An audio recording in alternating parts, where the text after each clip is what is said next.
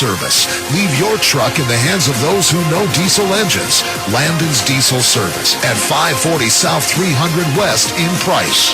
And now for tonight's play-by-play, let's join Sonny Buscarini. Good evening, everybody, and welcome to Carbon Dino Basketball here on 95.3 The Peak. This is where the Dinos play. Sonny Buscarini and Aiden Mortensen bringing you the action tonight here from the Sutherland's broadcast booth. Welcome to the Landon's Diesel Service pregame show. Tonight coming to town, it's the Richfield Wildcats, and this is a good basketball team coming to Price tonight. They are 14-3 overall, 9-0 in region play, and they're ranked number 2 in 3A. Joining me now, Aiden Mortensen. Aiden, pleasure to have you once again. This is going to be a fun one tonight. This is a game where you just let it all go. You're playing a great team.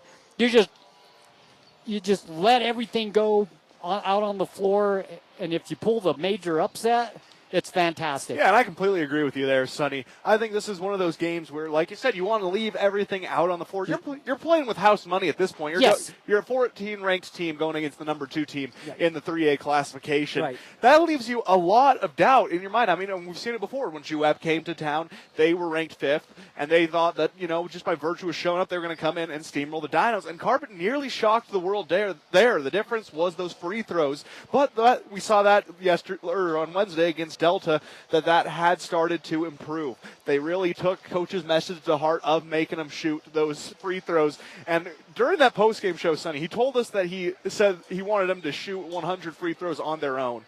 I found out later that meant they had to come into the gym and shoot 100 free throws. They came here to Jurassic Park, so got in that game field, got them on their home court, and got used to shooting. And it showed in that last game against Delta. Well, they just need to come out, play loose, and I think they can come away with an upset win tonight. Yeah, Richfield comes in tonight, as we said, 14-3, 9-0 in region play, and that's impressive when you look at the region that they play in. This region that Carbon is in, along with Richfield, is just a tough region. So to be 9-0, you're having a fantastic season, and one of the reasons you're having a fantastic season is Jordan Southwick, averaging 14.4 points per game. Yeah, Jordan Southwick, he is the one who's going to get this game started. He is just a stellar scorer inside and out, and then on top of that, he adds about 2.5 rebounds per game. And the thing you're going to see as this game continues to go on, Sonny, is that Richfield, they have players who are averaging double digits, but they play team-oriented basketball. We saw that against Emory a few nights ago. Looking at it, Gage Yardley, he comes into this game. He's averaging about 9 points a game. He has 0 against Emory, but they still come away with a 20-point victory. You know why? Because they play team-oriented basketball. This is a squad who, when they get going, they really get going.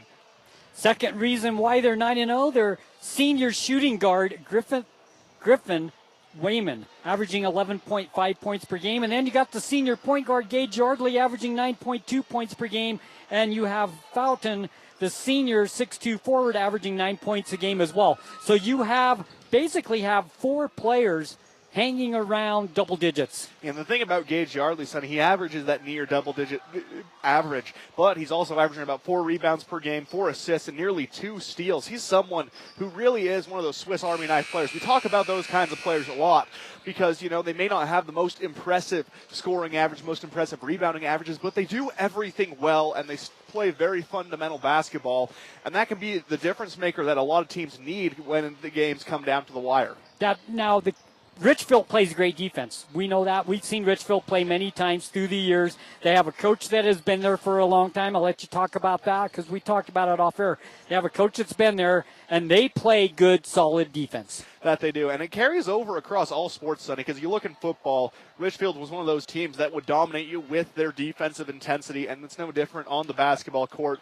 And like you said, Sonny, 19 years in the head coach position for Rand Janes, holds a 253 and 173 record all time, several state titles underneath his belt. He's someone who, really, if you are a first-year head coach like Taylor Brower is, you're going to want to look to him because he established a sense of consistency within that Richfield program. He kind of transformed them over the 19 years he's been in the helm of that program. So if you can develop that consistency within your program, I think that's a key for the Dinos moving on into the future. You can just continue to develop, keep on building up that program, and really have that consistency. That if you want a model program, Richfield is who you're going to want to look to. Well, one of the keys of being a coach for 19 years in the same spot, the junior high, the development to getting up to the high school, they know how you play, they know what you expect, and they prepare for that.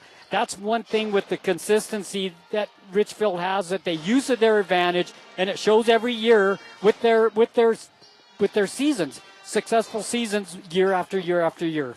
Yeah, they really do. And, Sonny, I think the biggest part of their success early on in this season is they play some of the best first quarter basketball you're ever going to see. They come out and they bury you. They're going to score 25, 27 points in that first quarter, and then they're going to keep playing good basketball, but they aren't going to pressure you as much as they do in that first. You need to be able to survive that opening salvo that they send your way. They're going to be pulling up from threes. They're going to be full court pressing. They're going to really try and lay it on you, run up that score early, and then from there they just keep playing very fundamental basketball, and they're able to kind of coast through two and a half, 3 quarters. So you need to survive that opening barrage that the Wildcats are going to throw your way. 95.3 The Peak. This is where the Dinos play. This is where you need to be for Dino Sports.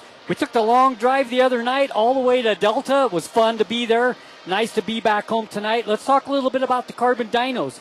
The Dinos gave Delta a pretty good game, actually, but they had that one quarter once again the other night. Let's see, Wednesday night. Man, we've done so many games I can't keep track. Wednesday night, they had that bad quarter again in the fourth quarter. Only 1 point, no field goals in the fourth quarter. Yeah, and that's something that we've talked about time and time again, Sonny, is that one bad quarter. Carbon will play 3 very good quarters. They may even have 1 or 2 that stand out as stellar quarters for the Dinos, but they have one quarter almost every game where the wheels fall off the bus and they just kind of lose their footing, and it lets the other team build up a massive lead. And that's what Delta did. Like you said, 10-1 in the final quarter. Yep. And they were just buried by threes throughout the game. Now, sometimes that's something you can't help. Sometimes the opposing team is going to walk out. Yeah, Delta was on fire from the three-point line. One thing that impressed me about the Dinos, though, the other night, early in the game, they fell down 10-2, and then we looked up at the scoreboard, and they were up 16-15. So they cut that 10-2 lead down quickly. So this team is capable of doing that. They got to stay away from those bad quarters. And what do they have to do, Aiden, to stay away from those? I think the biggest thing, Sonny, is it comes down to turnovers. Entering that fourth quarter on Wednesday night, they had 7 turnovers.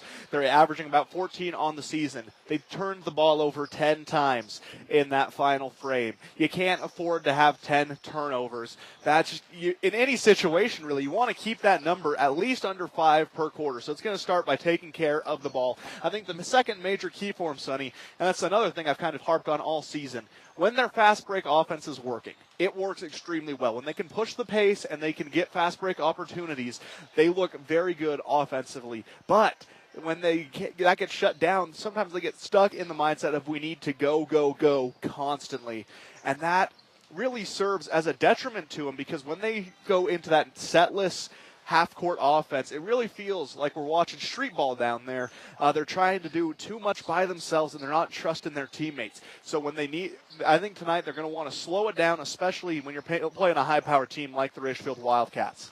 So the Carbon Dinos come in 4-14, 1-8 in region play, ranked 14th. They're playing the always tough Richfield Wildcats tonight. 14-3, 9-0 in region play, and ranked number 2. And we can quickly go through this top 18 as we do every week, because this RPI rankings are important, because this is what you use when you go to the tournament. Yeah, this is going to be almost identical to, actually, it is identical to what you're going to be seeing come postseason play time in terms of seeding. We'll start at the bottom, and just like you always do, just chime in when you have something to say as we go up the list here. 18, Summit Academy. Providence Hall sits 17. North St. Pete 16, Ben Lomond 15, and Carbon 14. Now, those bottom 4 teams, Ben Lomond, North St. Pete, Providence Hall, and Summit Academy, those are all potential first-round matchups for the Dinos before traveling to a home site game to one of those top 4 teams. Now, I think all of those very winnable games. We've seen them beat North St. Pete before. I think they definitely have the ability to beat Ben Lomond, Providence Hall, Summit Academy, or at very least hang with them. I think those are teams we're going to be wanting to be keeping an eye on as the season goes on, just to see if that's who we're going to be matching up with come postseason play. Then we have Manti 13, Ogden 12, Delta 11, Union 10. And those are a lot of teams, with the exception of Ogden, that we have played this season, taken on Union, took on Delta Wednesday, and we've taken on Manti before. So it's just, you got to keep in mind that you're starting to enter into one of the toughest regions in 3A, because, those two teams, despite falling in that 10 and that 13 spot, those are teams who I think can make some noise come postseason play. Then you have Grantsville 9, American Heritage 8, Emory 7, Judge 6. And Judge is going to be one of those teams who's in the RPI. They're going to be hampered by a relatively weak regular season schedule, because you look down there, you see a lot of teams closer to the bottom of that than you would see anywhere else. So they're being hurt by their region, but they're a team who definitely is going to make a run for that state title, defend it as they won it last year. Juab sits 5, South Summit 4, Canyon View 3, Richfield 2, and Morgan 1. That's the RPI rankings and the top 5. What do you think? I think in the top 5, Juab has looked vulnerable as of late. South Summit, Carbon was able to hang with them, but like we said earlier, they had that one bad quarter where things just went awry for them. That's what did them in that game. Canyon View, that game was an anomaly. That's a good basketball team. Yes. Richfield, we're going to see them again tonight. See how the Dinos fare against there. And Morgan holding that number 1 spot.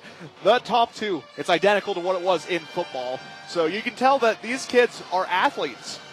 Yep, absolutely. We're going to take a break here on the Landon's Diesel Service pregame show. We'll have an interview, and then when we come back, it will probably be close to tip-off time. We'll have the starting 5 for you, and we'll be ready for basketball here at Carbon High School. It's the Carbon Dinos against the Richfield Wildcats on 95.3 The Peak. This is the place to be for Carbon Dino basketball.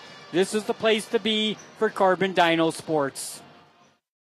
At Landon's Diesel, they understand the heartbeat of your diesel truck. Whether it's the rig that powers your livelihood or the everyday vehicle that drives your life, the trained technicians at Landon's Diesel are here to keep you rolling. Plus, with 24-hour towing service, support's just a call away, anytime, day or night. Drive into Landon's Diesel for expert care tailored to you and your truck, because when your diesel needs expertise, Landon's Diesel is always here. You're looking for somewhere you can be proud to work. Komatsu is looking for you. Komatsu is a leading manufacturer of construction, mining, forestry, and industrial heavy equipment. Komatsu currently has openings for seasoned welders, journeyman electricians, and MSHA certified electricians, as well as master machinists. At Komatsu, not only will your skills be rewarded with competitive wages, but you'll also enjoy benefits like a robust 401k plan. Grow with Komatsu. Go to komatsu.com or call Tanner at 636-6150. This is Dave and Ryan from Dave and Ryan's Movie Review. Experience movies the way God intended them to be seen. On the big screen. At the King Cole Theaters. And action. Whether it's stunning action, heart-stopping horror, tender romance, gut-busting comedy, or wholesome family flicks, movies are always better on the big screen. Connect on Facebook for instant access to showtimes and the latest blockbusters. With showing 7 nights a week and matinees on weekends, you can immerse yourself in the magic of movies at the King Cole Theaters. Looking for a great meal? Juniper has you covered with delicious pizza, pasta, burgers, sandwiches, and fresh salads. Juniper is open Tuesday through Friday from 11 a.m. to 8 p.m. and Saturdays from 12 to 8 p.m. Whether dining in or ordering out, Juniper makes it easy. Order through DoorDash for quick delivery straight to your door. From lunch to dinner, Juniper serves up flavorful meals the whole family will love. Stop by and see why Juniper is the perfect place for your next meal. Great food, great atmosphere every time. JN Auto says it's time to get in the auto buying game. JN Auto is a game changer when you're looking for a new vehicle but don't want to pay the new vehicle price.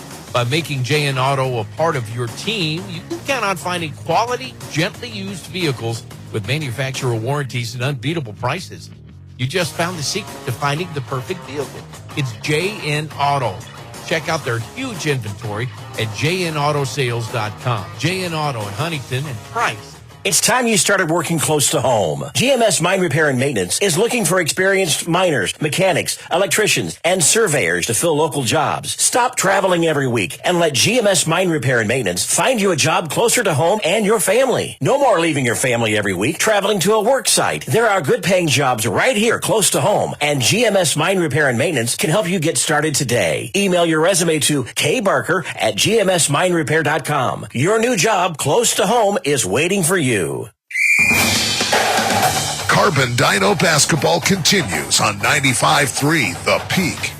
Welcome back, Carbon Dino basketball, 95.3 The Peak, where the Dinos play tonight, Carbon and Richfield. And as we take a look at the Carbon Dinos, let's look at their schedule for the rest of the season here real quick before we go into the interview. They play Richfield tonight, and then they play Manti on the 29th. But then on the 31st, we will go to Emory. Yeah, this is the nice stretch of the season, Sonny. Let me tell you, you're playing pretty much homestands each night, and that Emory game, 20 minutes away, it's going to feel like a home atmosphere anyway because everyone is going to be there. So a lot of fun to be had when we go to Emory next week. Then Canyon View back here and North St. Pete back here, so we have one more road game to finish out the year, and that's at Emory. So we got all the road games done. Now let's see if the Dinos this is an opportunity for Carbon now to take advantage of being at home, get that momentum, and get on a run going into the tournament. Yeah, no, if you can peak right now or start to peak in that process, I think this is the perfect time to do it.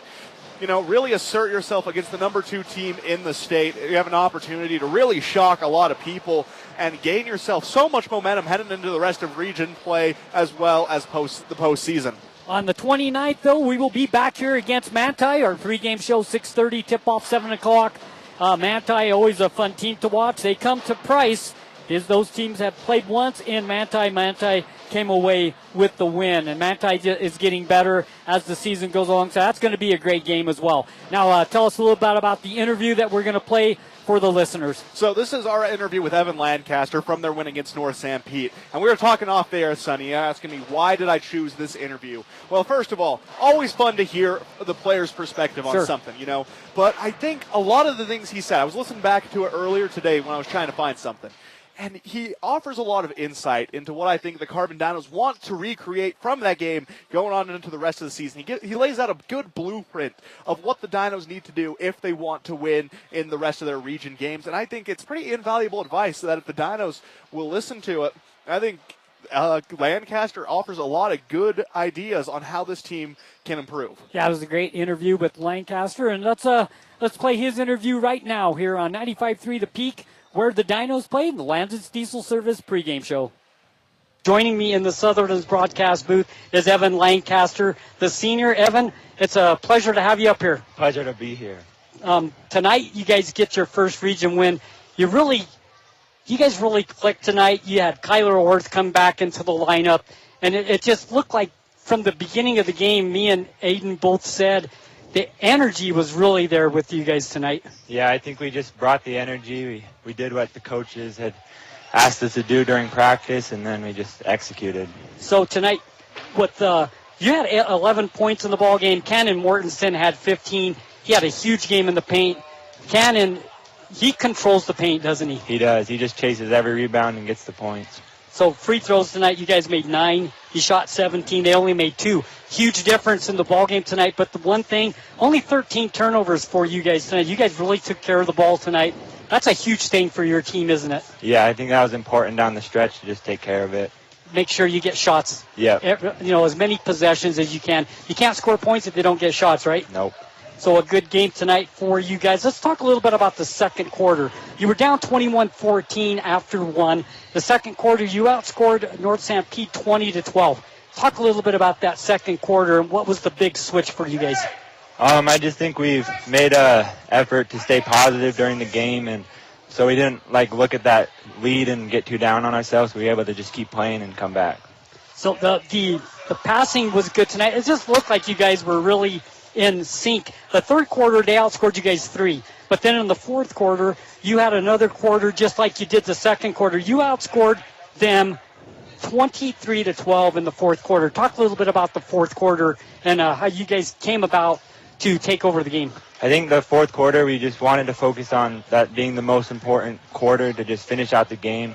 We worked so hard to get to that point, and then we just needed to execute and just finish. Rich Hendry for North Stampede, he's a ball player. He is. What did you guys do to shut him down in the second half? He had 13 points in the first half, only 4 in the second half. We just made sure he couldn't get to his spots. He looks to get downhill a lot, and we just made sure to take that away. Yeah, when he's in the paint, he's tough to stop, but you guys are making it tough for him to get the ball. Yep. Yeah, it made him uncomfortable. He was shooting some threes, but that's not his game. No. His game is in the paint. You guys did a great job on the defensive side tonight, too. Talk a little bit about your team chemistry.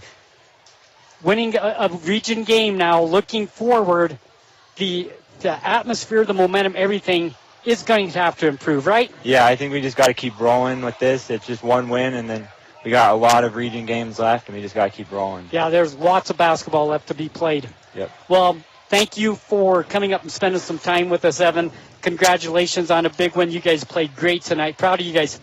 Thank you. We'll take a quick break, and when we come back, we'll have Coach Brower in here. At Landon's Diesel, they understand the heartbeat of your diesel truck. Whether it's the rig that powers your livelihood or the everyday vehicle that drives your life, the trained technicians at Landon's Diesel are here to keep you rolling. Plus, with 24-hour towing service, support's just a call away, anytime, day or night. Drive into Landon's Diesel for expert care tailored to you and your truck, because when your diesel needs expertise, Landon's Diesel is always here. You've been accused of doing something illegal and charged a foul.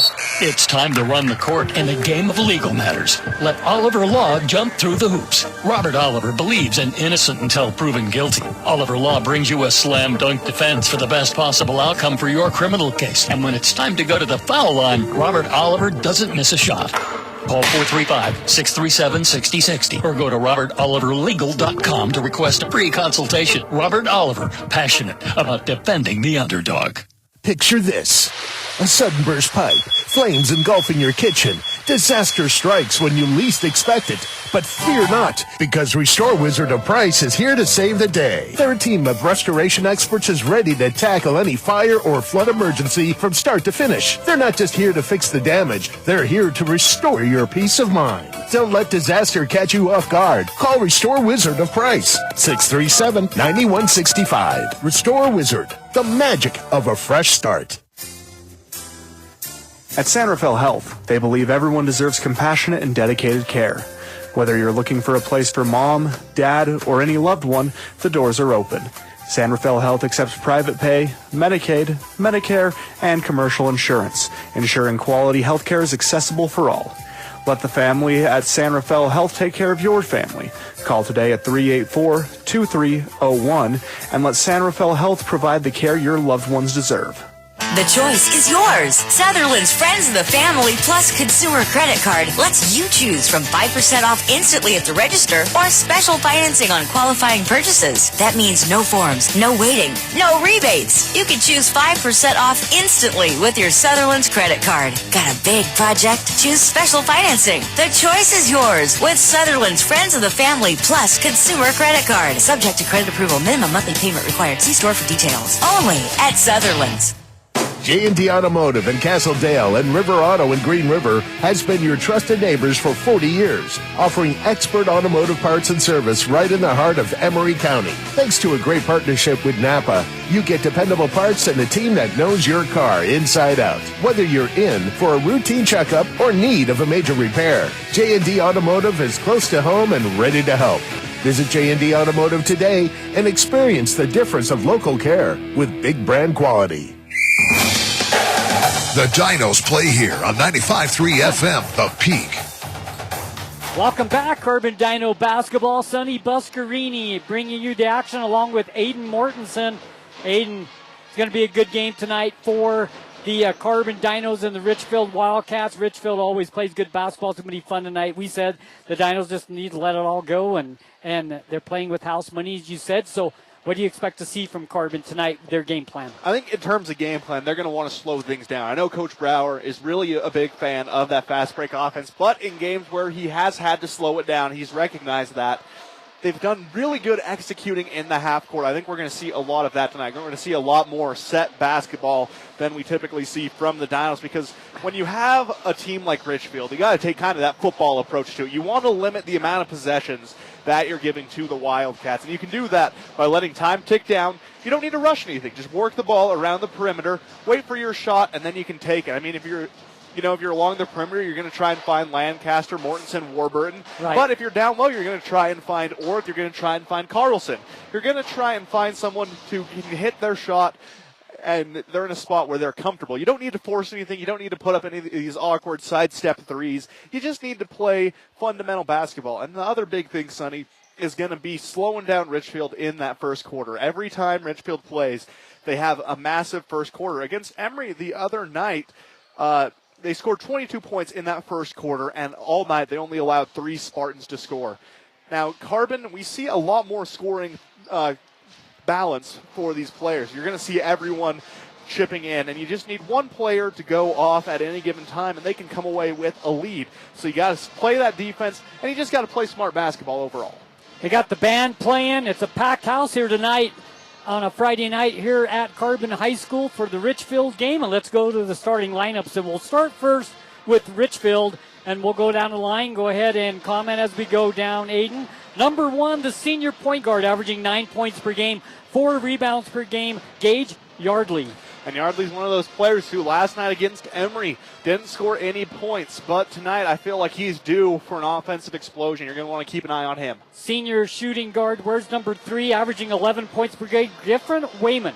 And Wayman, just an always consistent force. He's a good shooting guard. He spaces the floor well, and he plays excellent defense. We have senior guard, where's number 12, averaging 3.7 points per game, Slate Wrights. And he kind of fills that role on the court of the energy guy. He's that spark plug that gets him going. His averages may not look impressive on paper, but when you look at the game, his impact is incredible. A junior shooting guard wearing number 22, averaging 14 points a game, Jorgen Southwick. And only a junior. He's going to be scary for the Dinos this year and next. He is going to be a scoring machine. I would expect him to score probably either the first or second possession for the Wildcats. Senior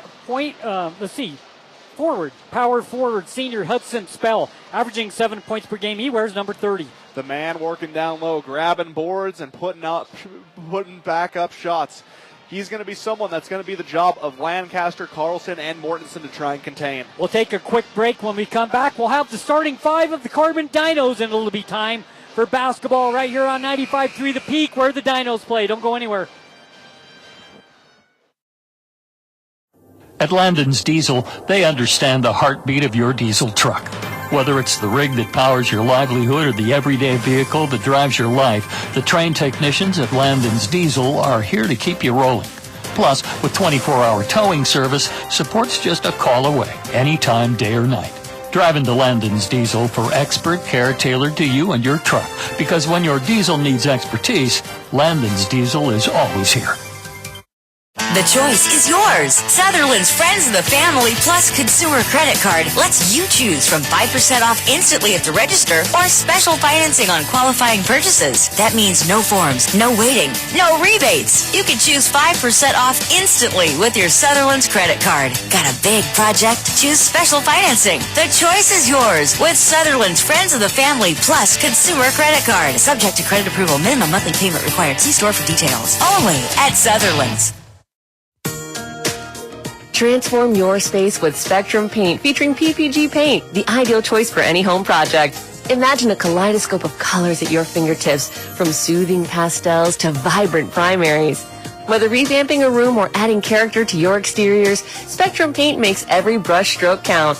Dive into a spectrum where quality meets creativity and paint your world with us. Visit Spectrum Paint to find the perfect shade for your home today. Mommy, I don't feel good. Caring for each and every customer and their needs is the foundation of what Smart Health Pharmacy is all about. So when I need a prescription or advice, I can depend on the pharmacist at Smart Health. Looking for a new pharmacy? It's never been easier to transfer your prescriptions to Smart Health. Call 687-5050 or go to smart-healthrx.com. Download their app today with convenient drive-through at 221 North Main Street, Huntington. It's your health. Be smart about it. Carbon Dino basketball continues on 95.3 The Peak. Welcome back, Carbon Dino basketball. The Carbon Dino band just played the national anthem, and Aiden, they are good. It was beautiful, Sonny. Wow. They show why their marching band is a two-time state champion winning band. Wow, that was awesome. They're incredible. You gotta love the band. I love when they show up here, Sonny. We were talking about beforehand. Yep. It just makes it feel. It's that atmosphere they bring, you know? Starting five for the Carbon Dinos tonight, senior center, wears number 3, averaging 3.5 points per game, Maxwell Carlson. And Carlson, as of late, has really found his stroke, especially from the mid-range. He is a guy who can go off offensively, especially if you leave him open in that short corner. Senior guard, wearing number 4, averaging 6.8 points per game, Evan Lancaster. He plays that stretch forward role. He spaces the floor for the Dinos. You leave him open, he's going to make you pay. Number 10, junior guard slash forward, averaging 7 points a game, Carter Warburton. The spark on the floor. He gets the Dinos going offensively, defensively. He brings the energy. Number 33, Cannon Mortensen, the senior, averaging 12.2 points per game. The leader on the floor. The senior has stepped up big, especially with all the injuries that have affected the Dinos this season. He's going to be a huge player. He scores from beyond the arc. He scores in the paint. He grabs those offensive boards. He is the guy looking to lead the Dinos tonight. Number 34, Ty Mortensen, the junior, averaging 6.6 points per game. I'm going to be honest, I've never seen someone as prone to offensive rebounds as Ty Mortensen. He always gets himself in the right place at the right time, and when he gets those opportunities, he converts. Dinos wear their white uniforms with the blue numbers. Richfield, blue uniforms, white numbers outlined in red. We are ready to go. The Dinos will go right to left on your radio dial. Jumping will be Southwick. He'll be jumping most likely against, I believe, Ty Mortensen, and that's who it will be. So Mortensen against Southwick, jumping the ball, and we're ready to go here at Carbon High School. Packed house. Band is here. Great night for basketball on a Friday night. Carbon and Richfield. Mortensen v. Southwick sounds like a Supreme Court case. I just needed to get that off my chest. Maybe a law firm. Southwick, Mortensen, and Mortensen.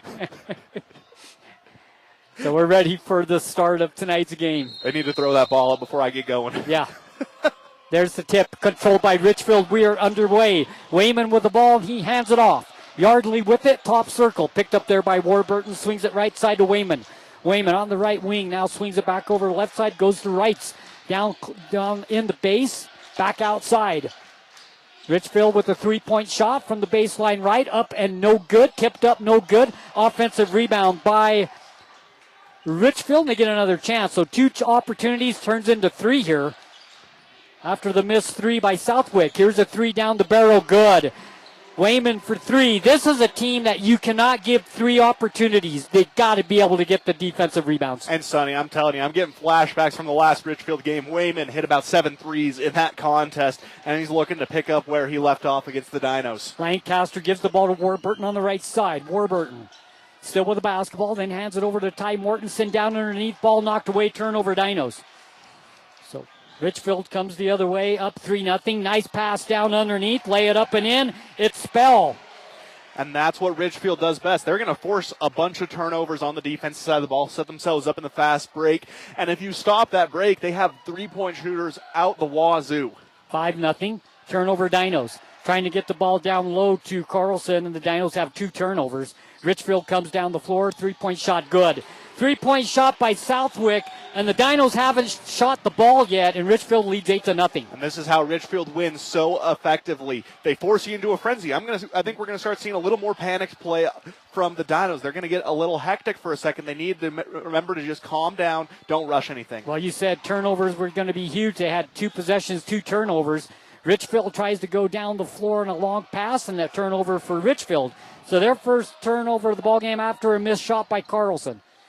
You need to get on the board this possession. You can't let them build a double-digit lead while you still have nothing in the first 2 minutes. Cannon gets it down to tie. Back to Cannon Mortensen. Over to Warburton between the circles. 19 on the shot clock. Plenty of time for the Dinos. No reason to panic. He'll pull it back out to the top circle, and he'll reset the offense. Good move by Carter. Swings it right side. It goes to Mortensen. Cannon now gives it to Lancaster. Stops at the free throw line. Shot up short. Rebound Richfield. Spell with the rebound. Gives it off to Yardley. And here come the Wildcats past the half-court stripe. Hands the ball off to Wayman on the right side. Picked up there by Mortensen. Back down to Spell on the baseline right. Bounce pass goes into Southwick. Back out to Spell. Drives the baseline. Nice cut there by Carlson. He cut him off. And an offensive foul on, that was Spell. And that's a good play by Carlson. That was a veteran move by Maxwell Carlson. He steps in the way, cuts off the driving lane. He forces a little frustration from Spell, drives the elbow into the stomach, pushes him off trying to clear space. Normally a good post move, but if you get a little too elbow happy, that ref's going to whistle you for it, and that's exactly what happened. 5:13 and running, first quarter, 8-0 Richfield, and it's Ty Mortensen with the basketball. It's Cannon. Cannon gives it off. Orth comes into the ball game on that last dead ball. Stolen. Fast break the other way. Spell lays it up, no good. Tip up by Yardley, no good. Gets another rebound. Down underneath, it goes to Southwick. Whistle and a foul on Carbon. So once again, the turnover and then 3 offensive rebounds again for Richfield. You could tell Yardley wanted the dunk on the putback. The kid goes flying. And to his credit, he almost had it. He has a nice vertical. So there's a timeout on the floor with 4:56 left to play in the first quarter. The Dinos trail 8-0 to Richfield, and not the start the Dinos wanted. You know, you said they had to take care of the basketball. I believe they've had 5 possessions. They've had 3 turnovers. Yeah, that's unsustainable, Sonny. We use that word a lot, but in this case, if you want to hang with a good team like Richfield, you can't be turning the ball over. If I remember correctly, they've had 1 shot from Evan Lancaster from the free throw line extended. He shoots, misses, rebound Richfield. Now led us to this possession where Richfield again has the ball. So they're looking to hold the Dinos scoreless still. Offensive rebounding so far for Richfield has been domination on this side. They've gotten all the shots that they've needed to put the ball in the basket, and that's why it's an 8-0 lead. And that happened in Delta 2, Sonny. They were letting the Rabbits grab whatever they wanted on the offensive side of the ball. You need to ratchet down, especially when it comes to rebounds. Now, how you do that as a coach, I don't know. At this level of the game, you need the players to understand the importance of rebounding. It's like free throw shooting. Yardley will throw it in it comes. Back it goes to Southwick. Southwick with the basketball, gives it off to Yardley. Yardley now top circle, sets the offense. 4:48 left to play first quarter, 8-0 Richfield. Pass down low, double team, shot up, no good. Out of bounds, and it'll stay with Richfield. Shot by Southwick. Couldn't get it to go. He had a good look, but just couldn't get it to drop. And that's been the story of the game so far through the first 4 minutes for Jorgen Southwick. He just hasn't been able to connect. He's had his looks, just hasn't been able to find the bottom of the basket yet. Yardley into Wayman. Wayman drives inside, stops from 10. Shot up, good. Got the roll. And sometimes that roll is what you need as Wayman brings himself up to 5 points. 10-0 Richfield. Pass down to Orth underneath. Whistle and a foul on the ground. The referee says no. He shot the ball, but the referee says before the shot on the ground, Dinos will throw it in on the baseline. 4:24 left to play. Checking into the ballgame for the Carbon Dinos will be Logan Bennett. As he checks into the ballgame, we haven't said his name for a long time. He's been out with that injury. It's good to have him back. Yeah, broken wrist and South Severe. He's finally back in the lineup, and you can tell the fans are happy to see him back on the court as well. Yeah, Bennett brings in, 10 points per game, I believe he was averaging, 5 rebounds. Yep, 10 and 5 before he went down with that injury against the Rams. And even in that game, Sonny, it was the first half, and he had about 8. Yeah. Yardley with the basketball, swings it right side. It goes to Wrights. Down on the baseline right, Spell. Spell back out to Wrights. Back to Spell on the right side. Fakes the 3, drives inside, kicks it out to a wide open Yardley. Takes it inside. He kicks it out. Now good ball movement by Richfield. Down underneath, back outside it goes to Yardley for 3. This time won't go. Offensive rebound underneath for Richfield. They get another shot. 3-point shot short off the front of the rim. Offensive rebound Richfield. They get another opportunity. 3-point shot long off the back of the iron. The rebound comes down to Carbon. They had 4 chances, couldn't get it to go. 10-0. Here come the Dinos. Rebound went down to Ty Mortensen. Warburton with the ball now. Warburton picks up his dribble. Cross-court pass goes to Bennett. Bennett holds back to Warburton. Top circle sets the offense. 20 on the shot clock. 3:28 left to play here in the first quarter. Pretty quick first quarter. 2 fouls for Richfield, 1 for the Dinos. Bennett with the ball on the right side. Puts it on the floor. Drives in. Layup good. So Logan Bennett takes the ball to the basket, gets the left-handed layup, and gets the first points for the Dinos, 10-2. Back the other way, Yardley drives inside, swings it over to the left baseline 3, shot up and no good by Wayman. Rebound Carbon, then stolen by Richfield. They get another opportunity. And that's what they do so well. They crash the boards. Knocked away, turnover. Turnover number 3 for Richfield, and then the Dinos give it back.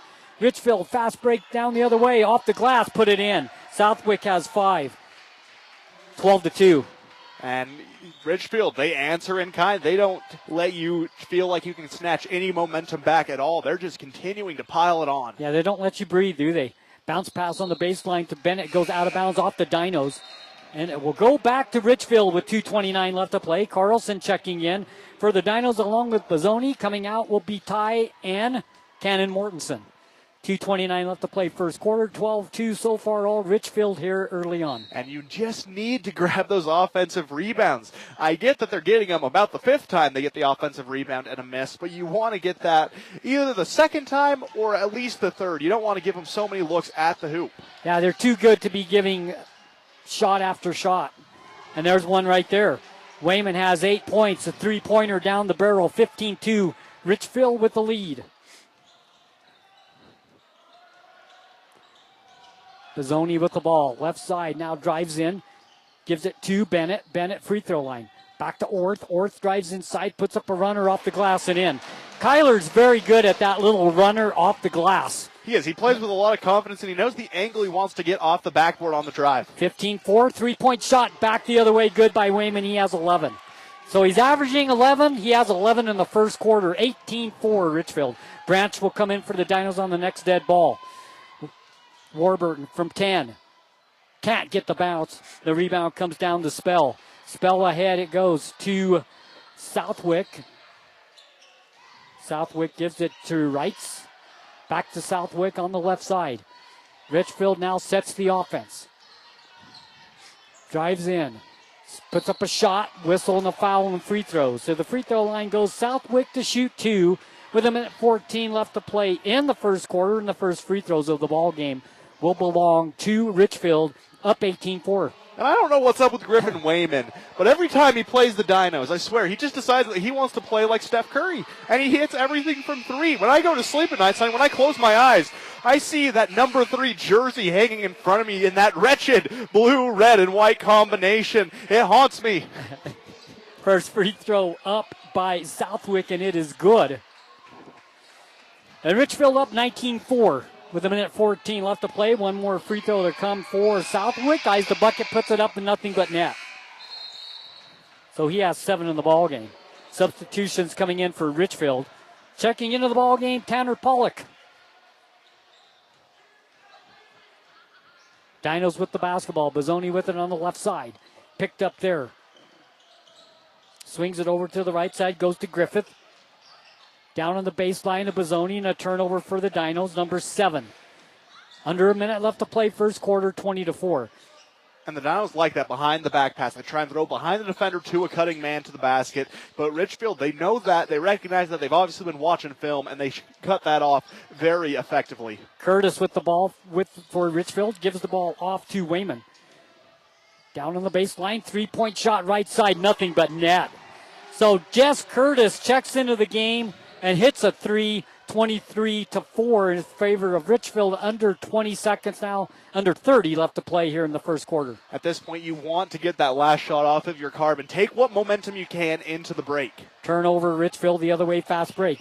3-on-3, Richfield says, let's wait for the last shot. Yeah, you, at this point, you know that you have the momentum with you. Why not try and seize a little more at the buzzer? Yardley from 3. Short off the front of the rim. Good defense that time by Carlson. Fast break the other way for the Dinos. Out of bounds, and that's how the quarter ends.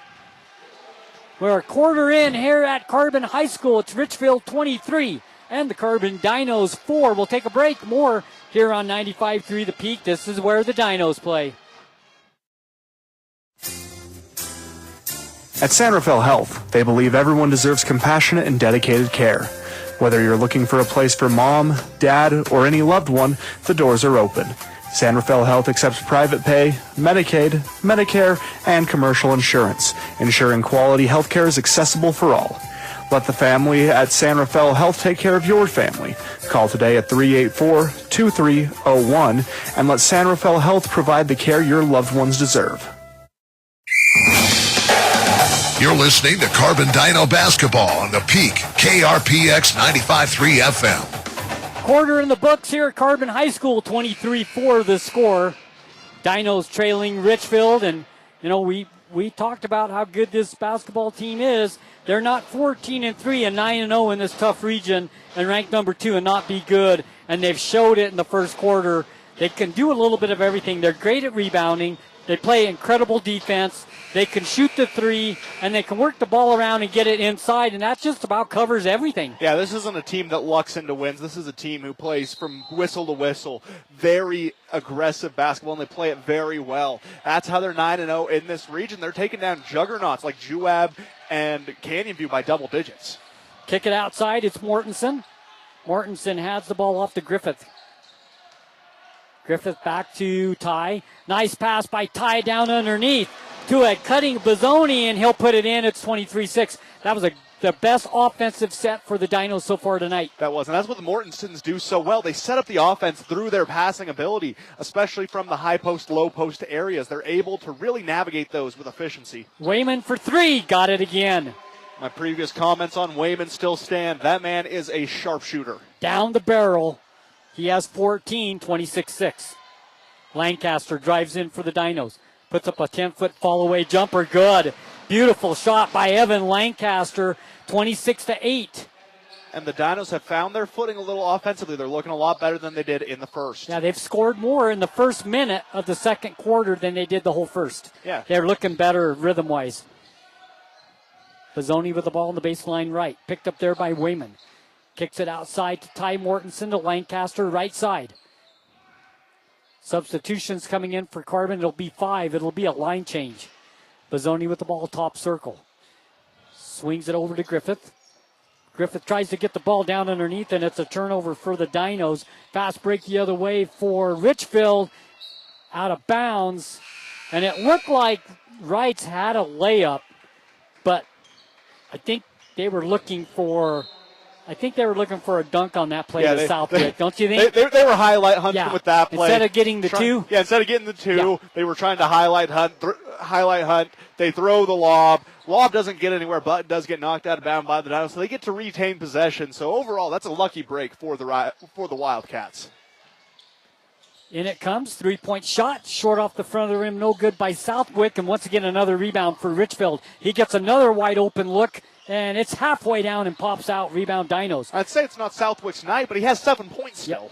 Yep. Mortensen gives the ball to Orth. Orth on the baseline. Tough shot.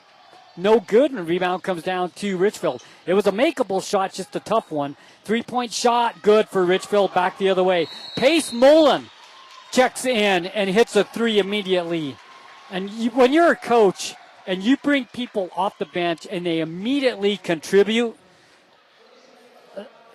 there's nothing that makes a coach happier and makes his job easier. Oh yeah, no. If you have a bench full of contributors, I mean, this is a team who you have a lot of players coming off the bench who could be starting at most other 3A schools.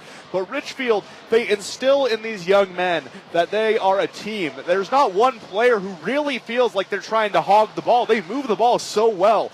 It looks at times like they're making that extra pass just to get an even more open shot. You'll see someone wide open and someone starting to close out. They'll kick it out, swing it around, try and get an even more wide open shot. That's how Richfield really excels. They have a very team-oriented mentality. Warburton, Orth, Cannon, Mortensen, Carlson, and Bennett on the floor for the Carbon Dinos. Out come Richfield. 29-8 to score with 6:02 left to play in the second quarter. And again, this game feels like it is flying by, Sonny, but neither team has really committed fouls. We've had one trip to the charity stripe between these two teams, and that was in favor of Richfield. Swing it over to the left side. It's Ty Mortensen.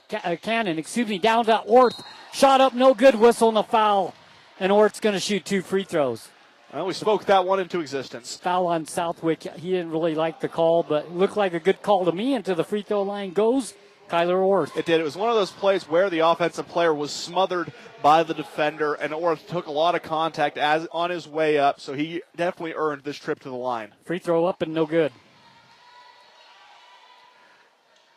Now, Orth did miss his first free throw against the Rabbits, but he shot the rest of the night, made 3 of 3 after that, so he finished with a 75% free throw shooting. Second free throw, no good. The rebound comes down to Richfield.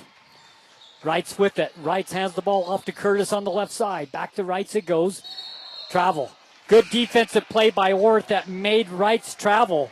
He stuck his hand in there, and he took that step before he put the ball on the ground. He had his pivot foot set, but then he slid it, trying to break the pressure of Orth, resulting in the travel. So a good play, like you said, by Kyler Orth. His impact on the team since coming back from injury has been immeasurable. He's someone who you're really looking to now to continue to grow and develop as only a junior. Carlson out, Lancaster in for the Dinos. 29-8 to score. Richfield with the lead, Cardman with the ball, knocked away by Richfield. What do we got? They're going to give the ball to Richfield. Excuse me, Carbon. They said it was touched by Richfield, so Carbon ball. And one of those ones where it was a scrum, it definitely could have been called either way. Right. And it comes to Orth. Orth gives it to Warburton. Warburton has the ball off to Cannon Mortensen. Drives in the paint, puts up a runner, no good, whistle and a foul. He got bailed out on that one. And the foul is going to be on Curtis, and 2 free throws for Cannon Mortensen. He did what a lot of good post coaches are going to tell you to do. When you're driving to the basket, you're going to want to rip over the defender's head, and he does that, but he gets his arm caught on the defender trying to go straight up, results in the foul call, but a good move by Cannon. Yeah, when I say bailed out, it was a tough move. Yes. No, but he went to the basket and he got the foul. Yeah, first free throw up and good. I wasn't taking a shot at you, Sonny. We do that off the air. I didn't mean that. Yeah, no. Second free throw up and good. 2 points for Cannon, 29-10. 5:20 left to play. With the basketball, it's Curtis. Curtis goes around the screen, 3-point line. Swings it over to the left side. It goes to Mullen. Mullen back to Curtis. Curtis drives in. Has the ball knocked away. Goes out of bounds. Richfield ball. I like Kyler Orth. He's bringing a lot of intensity right now. He's chasing after that ball. He dove on the ground. You don't see as much of that as you did at the start of the season from the Dinos.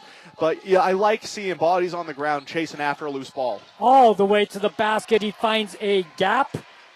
And Slate Wrights gets the easy 2, 31-10. Back the other way. Bennett on the baseline. Shot won't go. Rebound Richfield. With the rebound, it's Mullen. Mullen ahead. Here comes the Wildcats down the floor. Shot up, no good. Rebound Dinos. Bennett with the rebound. He'll bring it down the floor himself. Stops at the 3-point line. Hands the ball off to Cannon Mortensen. Cannon drives inside, back to the basket. Shot from about 8. Can't go. Rebound, whistle, and a foul on Carbon. I thought that was going to go, but it reamed around and just fell out once again for the Dinos. 31-10 Richfield. And there have been stretches this season, Sonny, where it feels like a lid is on the basket for the Dinos. They're taking good shots. Yes. They're taking very open shots. They just can't get them to fall at quite the clip that they would like. Richfield, on the other hand, hasn't really had that struggle tonight. They've gotten that lucky bounce time and time again. Yardley with the ball for the Wildcats. He'll bring it past the half-court stripe, picked up by Bennett, swings it right side. It goes to Curtis on the 3-point line. Drives inside, kicks it back out. 3-point shot, right wing, good. Wrights with the 3, and he has 5 straight points for Richfield, and it's up 34-10 now. Back the other way goes Bozzoni, takes it all the way, puts up a little runner, no good. No foul there. I thought there was going to be an over the back. I thought so too. I was waiting for the whistle, but there wasn't one. Then we go inside and we have a jump ball. That was a good job by the Dino defense getting in there, reaching in without committing the foul, and wrapping up that ball to force a jump. I think Bennett got away with an over the back. Oh, absolutely. That nearly turned into I was waiting for a choke slam, honestly. He had his arm around the Richfield player's neck. Yardley throws it in, and it comes to Wrights. Wrights back to Yardley on the right side, 3-point line. Now gets it over to Curtis. Curtis goes around the screen. Bounce pass down underneath. Pollock kicks it back outside to Yardley. 3-point shot faked and then drive inside. Shot from 15's blocked by Cannon Mortensen. Ahead to Bennett. Bennett stops, puts it up off the glass and in. And the Dinos get a basket. Off a defensive block by Cannon Mortensen. Basket by Bennett. 34-12. When Cannon gets those blocks, he makes sure the room knows it. He sends it flying back, and he does a good job corralling it and sending it down court for an easy layup on the other end. Bounce pass knocked away out of bounds, and it goes to the Dinos. Turnover on Richfield, but when he blocks, what I like about when he blocks is he tries to keep the ball on the court. Yeah, he's not Because trying. if you block the ball out of bounds, then they're just getting it back. But when you block it and you keep it on the court, you have a good opportunity of getting it and going for a fast break. He's very good at keeping it on the court. And that speaks to the intelligence of Cannon, because a lot of times you're going to get caught up in that mindset if you want that highlight play. You want to send that ball soaring to the third row of the fans. Yep. But he understands that by keeping it alive and being able to send it down court, it opens up a whole bunch of offensive possibilities. Lancaster for three from the left baseline. Won't go, and the rebound comes down to Richfield with the rebound. It's Wayman who checks back into the ballgame. Wayman to Yardley on the baseline. Finds a little gap. Whistle and a foul on Carbon. It's going to be on the ground, and Richfield will throw it in underneath the basket. The foul situation with 2:50 left to play in the second. Both teams with 2 fouls, so free throw shooting is a long ways away unless you're in the act of shooting. Yeah, no, I don't think we're going to see a lot of bonus shots taken this game. Pollock down underneath. It goes to Yardley on the ground. Nice pass to Spell. Shot up, no good. Whistle and a foul. Spell will go to the free throw line to shoot 2. Foul on Maxwell Carlson. Maxwell, that will be his second. Team foul number 3 for the Carbon Dinos. Into the free throw line goes the senior Hudson Spell. And looking at Carlson's body language right now, you can tell he doesn't agree with the call, but he's not making an overt show about it. Nope. And I like that class that he's showing right now. Free throw by Spell is up and good. He has 3. Richfield 3 for 3 from the free throw line. That's another thing they excel at in that fundamental area of basketball. Yep. When they get to the line, they're going to make those shots. Second free throw by Spell is up and good. Rimmed around the rim and then got the shooter's touch. He has 4 in the ball game. Richfield 4 for 4 from the line, 36-12. Wildcats with the lead. Dinos with the ball. It's Warburton. Top circle sets the offense. He comes left side, hands the ball off to Bozzoni. Stops at the free throw line, back to Warburton on the baseline left. Dinos go right to left on your dial. Bozzoni for 3, it's an air ball. Goes right to Yardley, fast break down the floor ahead to Spell. Lay it up, no good. Good defense by Bozzoni to get back and make that shot tough, and it ends up missing it. Kudos to Bozzoni for some hustle on the defensive side. The sophomore making senior level plays. He's showing wisdom beyond his age. Bozzoni with the ball, picks it up, gives it over in the corner to Branch. He checked in last dead ball. Branch cross-court pass to Ty, back to Bozzoni. Bozzoni double team, whistle, and a reach foul on the Wildcats. And the Dinos will throw it in on the side. The foul is on Wayman.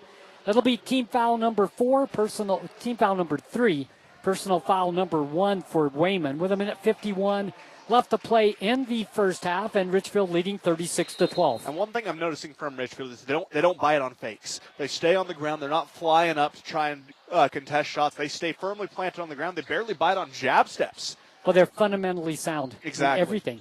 They really are. Warburton with the ball. Kicks it outside to Ty. Ty gives the ball to Branch on the baseline. Nice move by Carter, and then a whistle and a foul. That aggressive move on the baseline gets him to the free throw line to shoot 2. And we've talked about the transformative effect that these sophomores stepping into the varsity lineup have had on the team. Jackson Bozzoni, Carter Branch, Case Griffith, all 3 of that trio have really excelled being thrust into a not-so-ideal situation for themselves. Varsity basketball is very physical. You're playing against other players who have really developed physically and mentally. So being able to step up into this and compete at any level, it's really impressive for the sophomore bunch. So 1 for 2 from the line for Carter. His first points of the ball game, 36-13 Richfield. 1:33 left to play in the first half. Coming up will be the Castle Valley Orthodontics halftime show. Don't go anywhere for that. We'll have you stats and some scores from around the state. Shot up by Richfield. It's a jump ball. I was going to say a foul, but they called jump ball. Good call. And a good play by, once again, Ty Mortensen to get the block. I like Ty on the defensive end a lot. Yes. He's very good at reading those passing lanes, reading when a player is actually going to go for a shot instead of a fake, and capitalizing on those opportunities. Pizzoni traveled. Picked that ball up before he put the ball on the ground. Turnover number 10 for the Dinos. 1-1-1 left to play in the first half. 36-13, Richfield with the lead in the ball. It looks like they're slowing it down a little bit. They're not in any rush to put points on the board. They've already built themselves up a nice 23-point lead. Yardley guarded by Warburton, swings it over to the left side to Southwick. Down underneath in the paint, scramble for the ball, and we're going to have a jump again. And it will be possession to Richfield.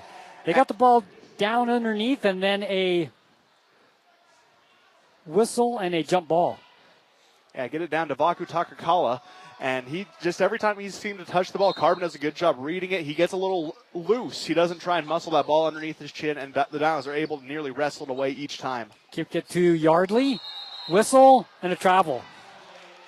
Thought maybe a possible reach foul on the Dinos, but they called the travel first. Both happened. Just a matter of what you wanted to call.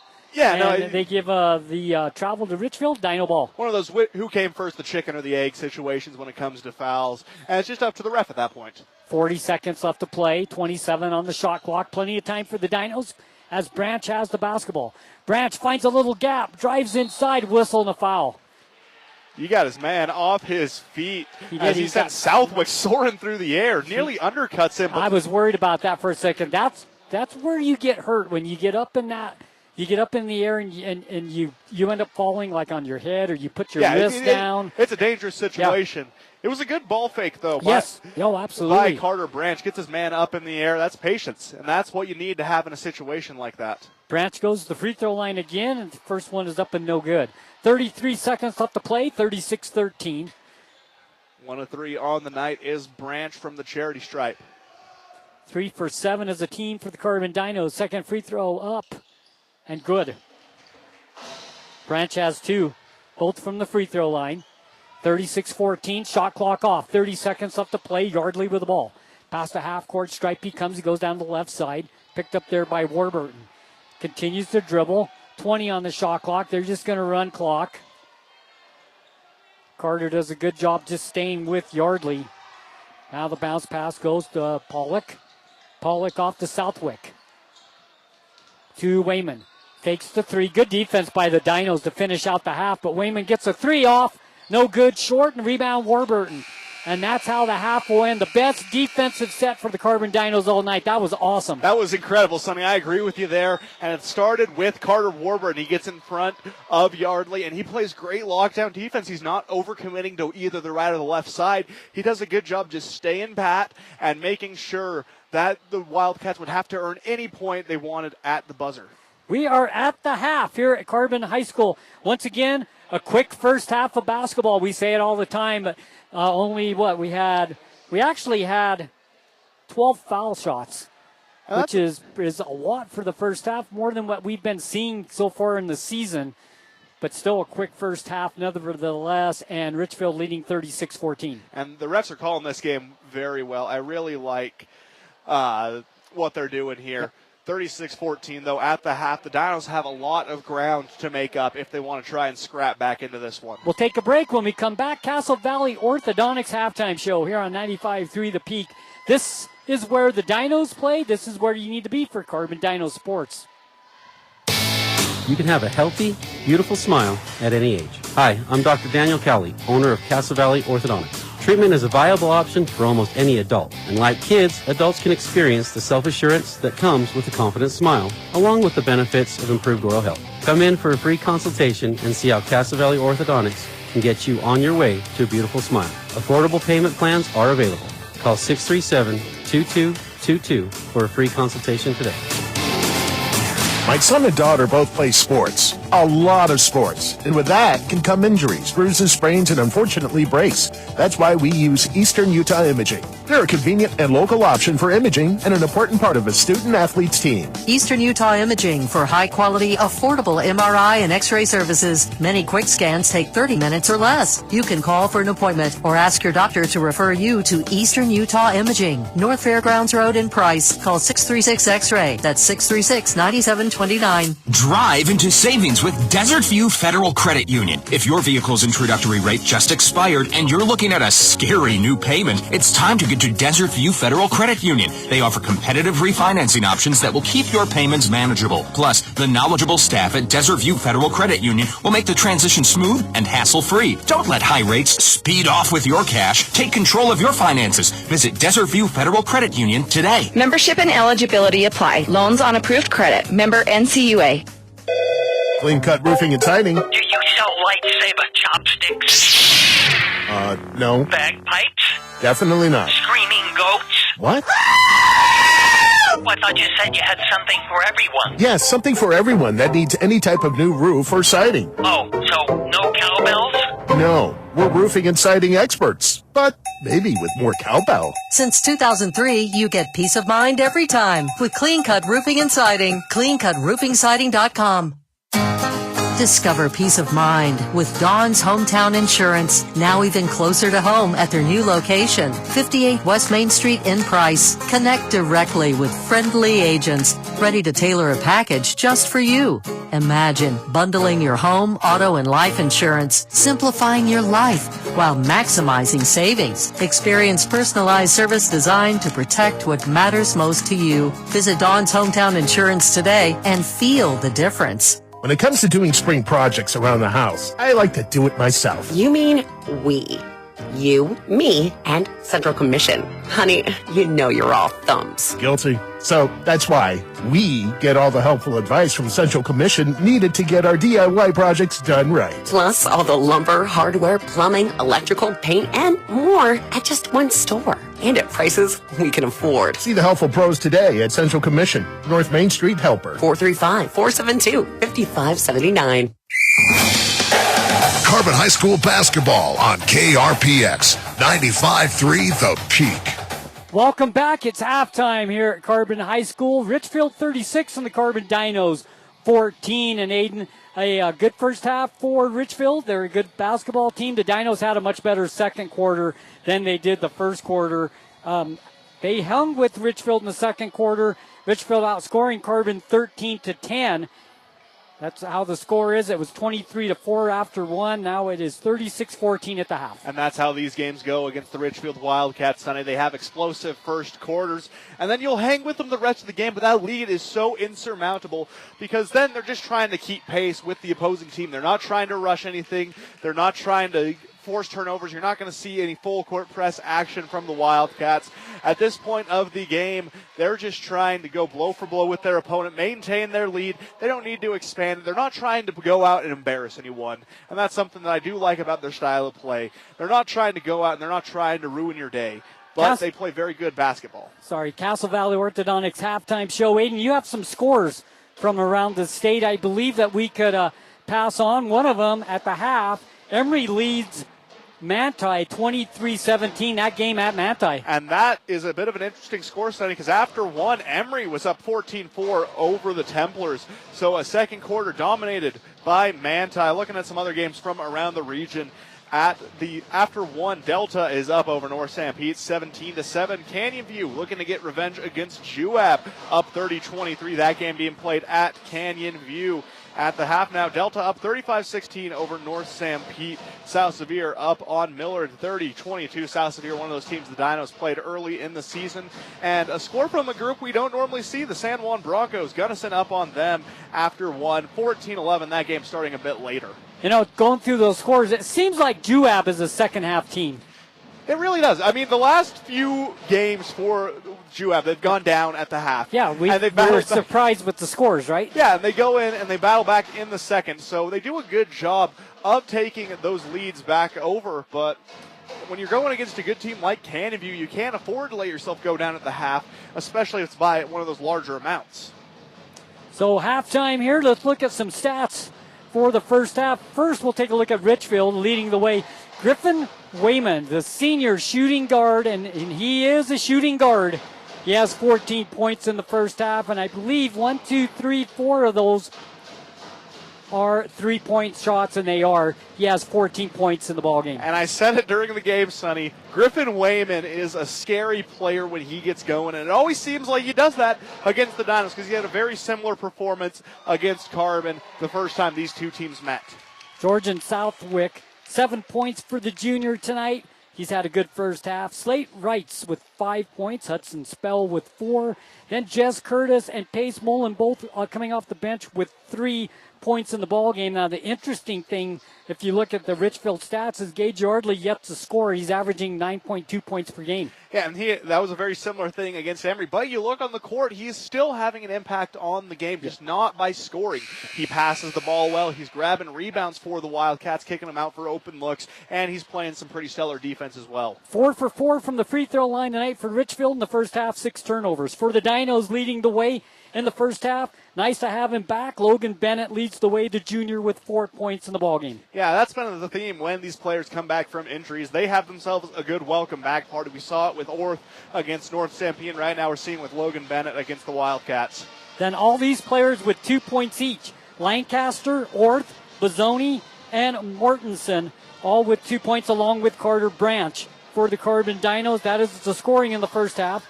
Dinos shoot 4 for 8 from the free throw line, 50%, and 10 turnovers in the first half for the Dinos. And that's where we sit right now, 36-14. Richfield with a big lead over the Carbon Dinos at half. Now, what do you got to do in the second half, Aiden, to get back in this game? Well, I mean, the shot clock gives you a chance now with the shot clock in high school basketball. But you've got to make something happen quickly in the third quarter. And I think it's going to start, Sonny, on the offensive boards and not allowing Richfield to have as many as they've been able to grab this game. Richfield has dominated that category. You're seeing possessions where they're taking 3, 4, 5. One time we saw 6 separate shots not fall for the Wildcats, but each time one of their teammates was there to corral that ball and kick it back out for another opportunity. You can't allow them to dominate the offensive glass like they have this game. And then on the offensive side of the ball, you just need to slow down and trust the process. You're going to want to come into the game. You're going to be playing at a bit of a frantic pace trying to cut back into this lead, but you can't let yourself play out of control. That leads to turnovers, and like we saw, they've got quite a bit of them in the halftime, going into halftime. 36-14, the score. Will take one more quick break, and when we come back, it'll be time for basketball. You've been listening to the Castle Valley Orthodontics Halftime Show, 95.3 The Peak. This is where the Dinos play. You've been accused of doing something illegal and charged a foul. It's time to run the court in a game of legal matters. Let Oliver Law jump through the hoops. Robert Oliver believes in innocent until proven guilty. Oliver Law brings you a slam dunk defense for the best possible outcome for your criminal case. And when it's time to go to the foul line, Robert Oliver doesn't miss a shot. Call 435-637-6060 or go to robertoliverlegal.com to request a free consultation. Robert Oliver, passionate about defending the underdog. Carbon High School basketball on KRPX 95.3 The Peak. Yardley, Wayman, Wrights, Southwick, and Spell on the floor for Richfield. For the Carbon Dinos, it is Carlson, Lancaster, Warburton, Cannon, and Ty Mortensen. We are ready to go, and here we go. The Dinos get the ball first to start. And you can set the pace for the rest of the game right now on this first possession. Warburton with the ball right side, goes around the screen. Gives it over to Carlson. Carlson to Lancaster. Lancaster drives in, now kicks it outside. Cannon for 3. Short off the front of the rim. Had the right angle, just short. Offensive rebound by Carlson. And he puts it up and in. Carlson with his first basket of the ball game, 36-16. Richfield with the lead in the ball. And the Dinos doing what they need to do there. They're grabbing those offensive boards. They're giving Richfield the taste of their own medicine. Wayman, bounce pass down underneath. That's going to be a push-off offensive foul. Good call. Yeah, no, that looked like Jordan in Game 6 of the NBA Finals, getting that elbow into Carlson. That's the second time he's drawn one of those fouls tonight. He's done a good job of baiting opposing players into kind of making uncharacteristic mistakes like shoving off like that. Foul on Southwick, his second. Warburton with the basketball, first team foul for Richfield. He gives it over to the left side. He goes to Lancaster. Lancaster to Mortensen. Mortensen on the angle, now gives it down to Carlson. Turnaround 10-footer, won't go. Rebound Spell for Richfield. Nice effort by Warburton to knock the ball away, but Spell retains. Gives it to Yardley. Yardley over the right side. It goes to Wrights. Here's a three-point shot by Wayman. That's an air ball, but it goes right to Spell. Almost looked like a pass, but it was a shot. And then Spell is fouled as he has the easy put-up, but that was a good foul there because that's an easy two. Make him go to the free throw line and earn it. The foul is on Carlson, his third. Yeah, make him earn it. Hudson Spell, though 2 for 2, his shots have kind of caused some question. First free throw up and no good. It was a real good foul now. For the first free throw, no good. Carlson comes out with his 3 fouls, and into the ball game comes Orth now for the Dinos. Now, if he misses, you can't let Richfield grab the offensive board. Second free throw is up, and it is good. Warburton swings it outside to Lancaster. Tie to Cannon. Mortensen hands the ball off to Orth. Orth drives in, has the ball knocked away, gets it back, gives it to Warburton, finds a little gap, lay it up and in. Nice move by Warburton. He found a gap right to the basket and got the easy layup. And when Carter can find his lane, he is absolutely lethal. He drives in with such a confidence that you know just as soon as he goes up that shot it will be falling. With the ball, it's Yardley. Swings it over to Wayman. Wayman drives inside, whistle, and another push-off. Foul on Wayman, offensive foul, that's number 2. Now, if there's one thing to inspire a lot of hope for the Dinos and their fans here tonight is that they are doing an excellent job baiting Richfield into some very uncharacteristic fouls. Normally, Richfield's a very calm-headed team, but they're really frustrating them, and it's showing in those fouls. Warburton gives the ball off to Ty Mortensen, back to Warburton. Orth for 3. No, off the back of the iron. Rebound, Richfield. Yardley comes up with the rebound on a reach foul on the Dinos. Team foul number 2 for Carbon. Richfield has 2 as well. And that one's going to go against Orth, his 3rd as well. So 2 players on the Dinos with 3 fouls. That's an opposite of what we saw against Delta. You wanted to see more fouls against the Rabbits, but right now you have a few players here you're going to want to tell, you can back off a little bit. You just can't play as aggressively right now. Orth comes out of the ball game. Bennett comes in for the Carbon Dinos. 37-18 the score, 5:50 left third quarter. Yardley with the ball between the circles, gives it to Wayman on the right side. Wayman guarded by Warburton, picks up his dribble. Now he's guarded by Mortensen. Ty playing good defense. Gives it off to Wrights. Wrights back to Yardley. Yardley over to Southwick. Southwick finds a gap, lays it up, won't go. Rebound comes down to Spell. Nice offensive rebound that time and a whistle and a foul on the Dinos on the ground, but that was a good offensive rebound by Spell. It looked like Carbon had that ball, and he came out of nowhere to grab it. And he's been doing that so well all night long. He hunts down those offensive rebounds. He knows how to position himself to box out that defender and seal himself for a nice putback attempt. Shot blocked by Ty Mortensen. Ahead to Warburton. Out of bounds. Off the Dinos. Turnover for Carbon. But once again, Ty makes a block. He keeps it in play, and they have the chance for a fast break, but knocked out of bounds off the Dinos. And that was one of those situations for Logan Bennett where he was really not going to find any success no matter what he did. If he keeps the ball, it's getting knocked out. He throws the pass, it's getting tipped away. He just found himself in a no-win situation. Yardley with the ball, guarded by Bennett. Gives it off to Spell. Bounce pass to Pollock, who checked in on the last dead ball. And a whistle and a foul on the Dinos, and free throws for Yardley. So Gage will be looking for his first points of the ball game to go to the foul line to shoot 2. And he does such a good job facilitating the ball. He is kind of he's a real floor general for the Wildcats. And even if he's not having his impact felt on the scoring sheet, he's having it felt in every other department. Free throw up and good. Gage gets his first points of the ball game, and Richfield now 6 for 7 from the free throw line. 38-18, foul on Warburton, his second. Second free throw was long off the back of the iron, but Spell there for another rebound. Richfield gets another chance off the missed free throw. Wayman picks up his dribble, bounce pass goes to Pollock underneath. Back to the basket, back outside to Wayman. Wayman steps back 3. No. Rebound comes down to Yardley. Knocked away by the Dinos, and it'll go to It'll go to Richfield. Carbon. Little confusion there from the officials. They were signaling every which way. It was like they were doing the hokey pokey, Sonny. But the Dinos, that was a good heads-up move by Cannon Mortensen. He knows he's fallen out of bounds, throws it off the unsuspecting Yardley, and gets the ball in the Dinos' possession yet again. Bazzoni goes to Bennett. Bazzoni checks into the ballgame for Warburton. Bennett in the paint, good! Logan Bennett from 10 in the paint, straight down. It's 38-20. Dinos down by 18, 4:25 left to play third quarter. And he's one of those juniors for this team who's going to have a major role to play next year. Yardley kicks it outside, goes to Wrights. Wrights to Spell. Spell drives inside, shot up, no good, whistle and a foul. Spell will go to the free throw line to shoot 2. And for the first time in this game, Sonny, we are going to be headed into the bonus as well. Every foul after this, shooting or not, will go to the line for the Wildcats. The Dinos have played a really aggressive style of defense, and I like what I'm seeing on the court, but you do just need to clean up some of those fouls. Foul number 5 for the Dinos, as you said, and the first free throw by Spell is up and no good. 6 for 9 from the line as a team now for Richfield. 4:13 left to play third quarter. Richfield 38, Carbon 20. 5 fouls to 2 fouls.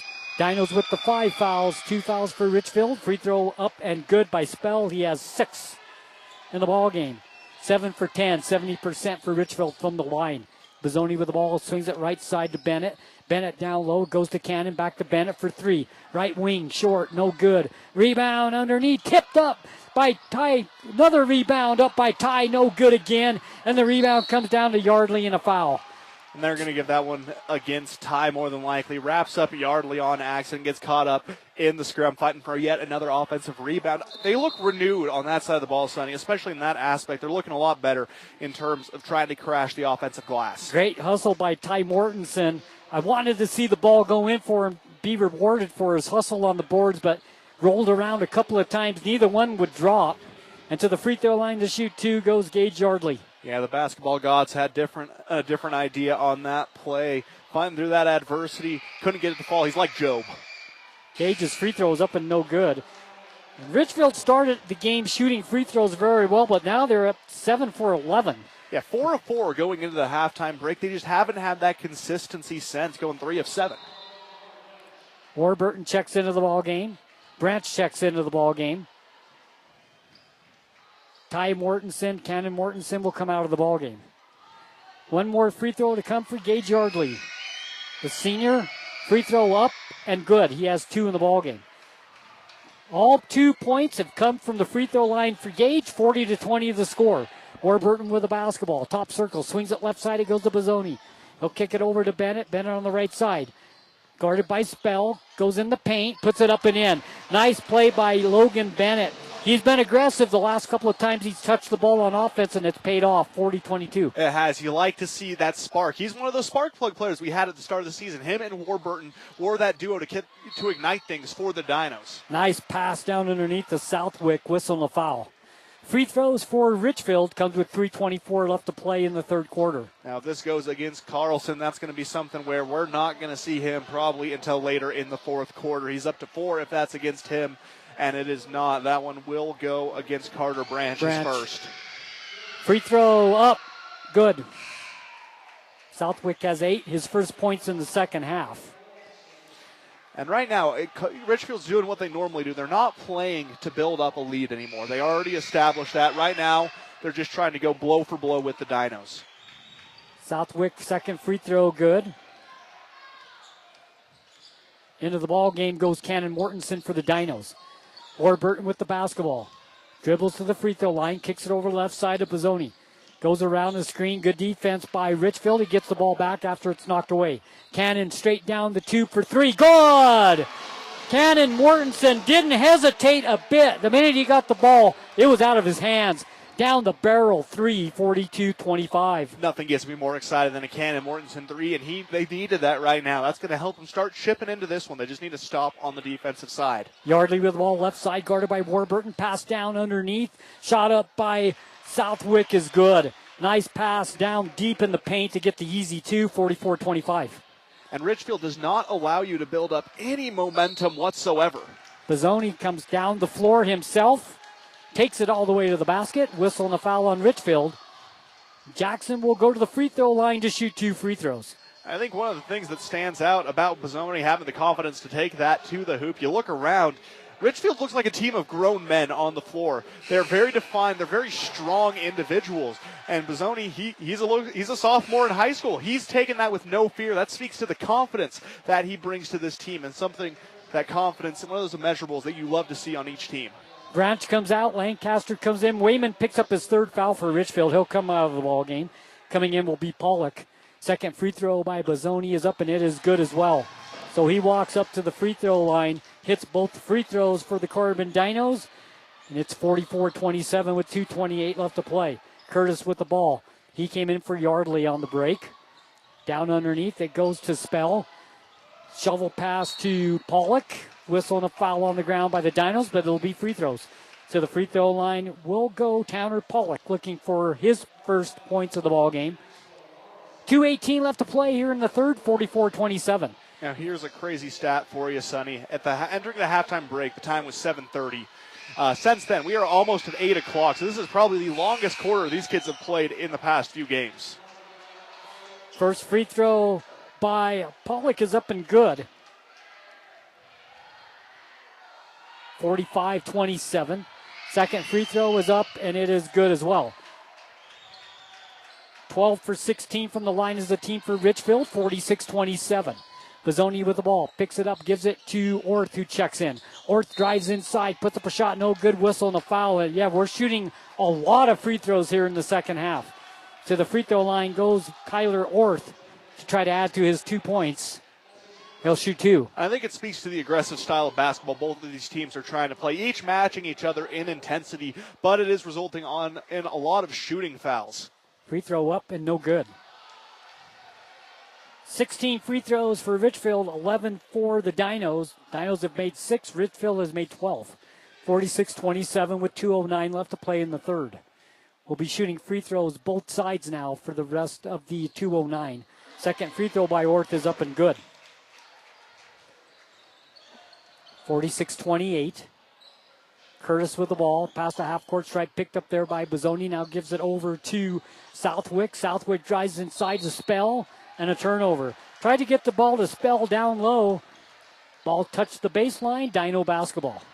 That was a good defensive stand. They know what passing lane the Wildcats are looking for right now. They're doing an excellent job sealing that off along the baseline. Bozzoni all the way to the basket. Count it. That's a great move. Had that little step. Took the ball underneath the defender, puts the layup in, 46-30, 6 points for Jackson. Richfield with the ball in the paint. Bounce pass underneath to Spell. Reverse layup, no good. Rebound, Warburton. Here come the Dinos down the floor. Richfield does good getting back. Warburton still with the basketball, has it stolen from him. Knocked away, and we come the other way. And Richfield right now, they're just trying to control the pace of the game. They know if they can force the Dinos into their style, they're not going to let them go on a run. Curtis from 10, good. 48-30. Minute 10 left to play. Bozzoni with it. Goes around the screen set by Warburton. Gives it to Cannon Mortensen. Cannon to Warburton on the left baseline. Back to Orr, three-point line. Back to Warburton on the baseline. Three-point line left. Now he dribbles inside. Hands off to Bozzoni.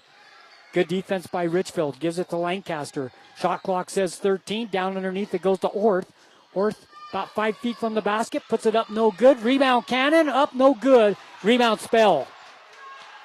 And the shots just aren't falling for Carbon right now as much as you'd like to see. They're doing a good job getting open, fighting for offensive boards, but those shots just aren't falling. Curtis swings it over to the right side to Wrights. Wrights to Pollock. Back to Curtis. Bounce pass down to Southwick on the baseline.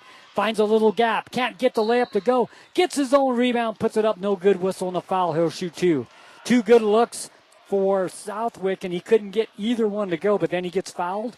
And a chance for 2 points at the free throw line. And with the way Richfield plays the game of basketball, Sonny, they don't allow the other team to go on runs. They'll let them score, but then they're going to go down and they're going to answer in kind, whether it be a 3 or a 2. Richfield just looking to match what Carbon's throwing at them. And right now they've just been able to consistently maintain that 20-point lead. Free throw up and good. 12th point of the ball game for Southwick. He'll have another chance to make it 13. 49-30 with 19 seconds left in the third quarter. Eyes the bucket for free throw number 2. Puts it up, and it is in and out, no good. Rebound Dinos. Lancaster with it. Kicks it over left side to Warburton. Drives in, off the glass, no good. Whistle and a foul. And I like the aggressive drives from the Dinos. They're doing a good job. They know that right now their three-pointers and their mid-range shots just aren't falling. So they're doing a good job recognizing what they can find the bottom of the basket with, and that's drives to the hoop. Carter Warburton does a good job of that too. He identifies when he has a lane, and if he sees it, he has a nice burst of speed that catches a lot of defenders off guard. Free throw by Carter is up and no good. One more free throw to come for Warburton. 49-30, 10 seconds left to play third. Free throw up and good. Pace Mullen is checked into the game for the Wildcats. Out of the game comes Jorgen Southwick. With the basketball, it's Curtis. Drives all the way, lay it up and in. Curtis took it the length of the floor, lays it up and in. The Dinos get a shot off. They wave it off, and that's how the third quarter ends. We've played 3 here at Carbon High School. It's Richfield 51 and the Carbon Dinos 31. When we come back, fourth quarter action here on 95.3 The Peak. This is where the Dinos play. Discover the difference experience makes at Mr. Automotive in Huntington.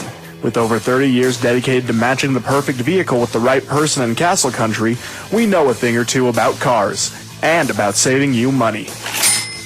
Thanks to our low overhead, we're able to pass incredible savings directly on to you. Drive away happy with a deal as reliable as our service. Visit Mr. Automotive today, where experience means savings and you meet your new car. The Dinos play here on 95.3 FM, The Peak. 3 quarters in the book here at Carbon High School. 51-31, Richfield with the lead. The Dinos outscored Richfield in that quarter, 17-15. And, you know, that's what the Dinos do. They have good second half. Once they figure out the opposing team, normally it takes that halftime adjustment.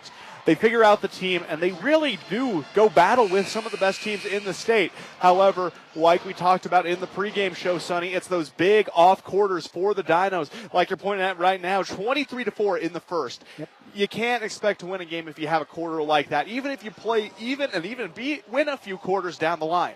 Yeah, you take the first quarter away, and Richfield outscored Carbon 13-10 in the second. The Dinos outscored them 17-15 in the third, so there's 1 point difference if you take away that first quarter. Richfield with the basketball. We are underway. With it, it's Pollock. Pollock throws it out of bounds off the Dinos, and it will stay with Richfield. And that was still good hustle from the Dinos. Just couldn't get the ball to fall inbounds. Carter tries to save it, just couldn't find a man. And it comes. Wrights drives around in the paint. Pass down underneath. Shot up. No good. Rebound Dinos. Dinos with the basketball as we come the other way. With the ball, it's Lancaster. Lancaster kicks it outside to Warburton. Back to Lancaster. 3-point shot. No. Rebound underneath to Orth. Up and in. Orth gets the offensive rebound and the putback. 51-33. Orth has 5.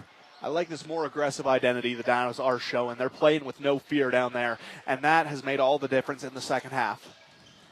Stolen by the Dinos. Turnover number 10 for Richfield. Bennett with the basketball. Bennett will set the offense.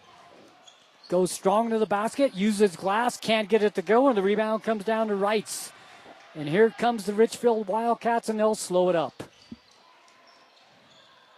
And they'll set the offense. They're just content to let that clock continue to tick down. 3-point shot down the barrel, good. Wrights has 8 in the ball game, 54-33. 6:45 and running left to play in the game. His first points of the half with that big 3-pointer. Pizzoni gives it outside to Warburton. Warburton to Orth. Orth drives inside, kicks it out to Bennett for 3. Whistle and a foul. He'll go to the free throw line to shoot 3. Foul's going to be on Pollock. And Logan Bennett has transformed this team in just his first game back. You have 2 energy guys now. You have Carter, who normally is that spark, and you have Bennett back, someone who was one of those, another spark plug we talked about before. He was injured, and you know that injury hasn't taken anything out of his mentality, and that's always great to see. Free throw up and good. Bennett has 9 in the ball game, and the Dinos are starting to get healthy now as we get closer to tournament time. And, that's the perfect time you want to start doing that, because then you can make some noise. This is a team who has had to battle through a lot of adversity over the course of the season.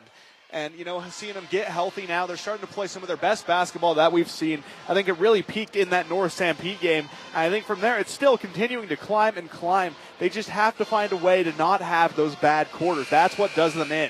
Logan Bennett comes in tonight. He's leading the way with 9 points for the Carbon Dinos, and then Jackson Bozzoni off the bench with 6. Cannon Mortensen with 5, Orth with 5, Warburton with 3, Carlson, Lancaster, and Branch all with 2 for the Carbon Dinos. They're shooting 9 for 15 from the free throw line. They have 11 turnovers. And, they've really cleaned up the turnovers since that first quarter. But, again, that single quarter is what's made all the difference in this game for Richfield. Free throw number 2 for Bennett. Isaac puts it up. Good. He'll have one more. Remember, he got fouled shooting the 3-point shot. So he took a foul, then took a shot, then a timeout, now 2 more. Eyes the bucket for number 3. Chance to make it 11 for him, and the free throw was up and gets the bounce. Gets the shooter's touch there, and the Dinos now 11 for 17 from the free throw line, 54-36. And probably one of their best free throw shooting performances of the season. Curtis with the ball, dribbles it out of bounds, turnover, Dino basketball. Carter playing great, smart defense there. Yep. He's getting the hands active, but he's not reaching in. He's just using them as more of a distraction until the ball carrier gets a little too careless, and he's able to knock it away. Carter with the basketball. Warburton swings it over the left side. It goes to Cannon Mortensen. Goes around a screen set by Orth. Swings it over the right side. Back to Warburton. Warburton to Cannon. Cannon Mortensen picked up there by Mullen. Down in the paint to Bennett. Shot from 10. Good. Logan Bennett has 13. 54-38. 6:02 left to play. Dinos looking good here in the fourth quarter. They are. This is some of the best basketball they've played this game. They're really starting to click. Yardley. Swing it over to the right side. Shot clock says 21. Plenty of time. Wright's traveled. Took that little step before he put the ball on the ground. That same call you see quite often. Substitutions coming in for Richfield will be Wayman and Spell. They notice that this game is starting to swing in the favor of Carbon, so they're trying to put the starters back in, halt the run, kind of cauterize this wound before it can get out of hand, and the Dinos have an opportunity to come back. Warburton with the ball. Warburton gives it off to Orth, back to Warburton. Swing it to Lancaster to Cannon Mortensen for 3. Short this time, a rebound Spell. Spell to Wayman. Here comes Richfield. 54-38 Richfield, 5:29 in running. Wayman with the ball, 3-point line. Had the shot, didn't want it. Swings it over to the right side. It goes to Wrights. Wrights to Yardley on the right wing. Back over to Wayman on the left side. Picked up by Lancaster. Back to Spell. Spell to the right side to Wrights. 3-point line. Gives it over to Mullen. Mullen to Spell. 9 on the shot clock. Spell double team. Kicks it outside. Yardley over to a wide open Mullen for 3. No, off the back of the iron, and the rebound Warburton. Good defense by the Dinos. That was incredible. An incredible series for the Dinos. Warburton with the ball right side, gives it to Mortensen. Cannon. Bounce pass from Lancaster down low to Bennett, and a jump ball. And it will stay with Carbon with 4:47 left to play. Now, that's something that you don't want to necessarily get into that situation, but if you do, you've lucked out. You have the arrow in your possession. The Dinos have drawn up a lot of very good baseline out-of-bound plays. And right now, Carter passing the ball in gives me a lot of hope that they're going to be able to find the bottom of the basket. Dino's going to substitute. They called timeout. They had 6 men on the fort, so they called timeout before they handed the ball to the free throw shooter. So timeout on the floor, 54-38 to score. We'll take a quick break here on 95.3 The Peak, where the Dinos play. You gonna fix that? Fix what? That dripping faucet? Someday. No, how about today? Not only is it driving me crazy, but it's wasting water, costing us money, and could turn into dry rot and other damage. Guess we better get to Magnuson Lumber and Hardware. Now you're talking. Magnuson Lumber features almost 1,000 feet of plumbing accessories and supplies you need to fix your leaking faucets and pipes. Stop in today. Main Street, Castledale. Magnuson Lumber and Hardware. Family owned since 1965. Carbon High School basketball on KRPX. 95-3 The Peak. Welcome back, Dino basketball. 54-38 to score, 16-point lead for Richfield. As we said at the beginning of the broadcast, Richfield comes in tonight ranked number 2 in 3A, 14-3 overall, 9-0 in this region, which is saying something because this is a tough region. Yeah, this is a gauntlet, Sonny. You're looking at the top 10. You see about 4 of the 6 teams within the region in that range, and it's a scary group of teams you got to play. Dinos will throw the ball in. Throwing it in will be Lancaster. It comes to Timo, who checked into the ball game after the timeout. Here's a three-point shot by Bennett. No good. Battle for the rebound comes down to Richfield. 3-on-2 fast break. The Dinos get back on defense, though, and Spell will pull the ball back out, and they'll reset the offense. Spell has it knocked away by Warburton. He'll take it to Spell. Stops, hands it off to Timo. Lay it up and in. That was a beautiful job by Carter Warburton, recognizing that his pivot foot was about to give, and he would have been called for the travel otherwise. Passes it to Tima, charge into the basket like a bull, and they get it to fall, make it a 14-point affair. Yeah, this game's down to 14 with 4 minutes left to play. Swing it over to the left side. It goes to Yardley.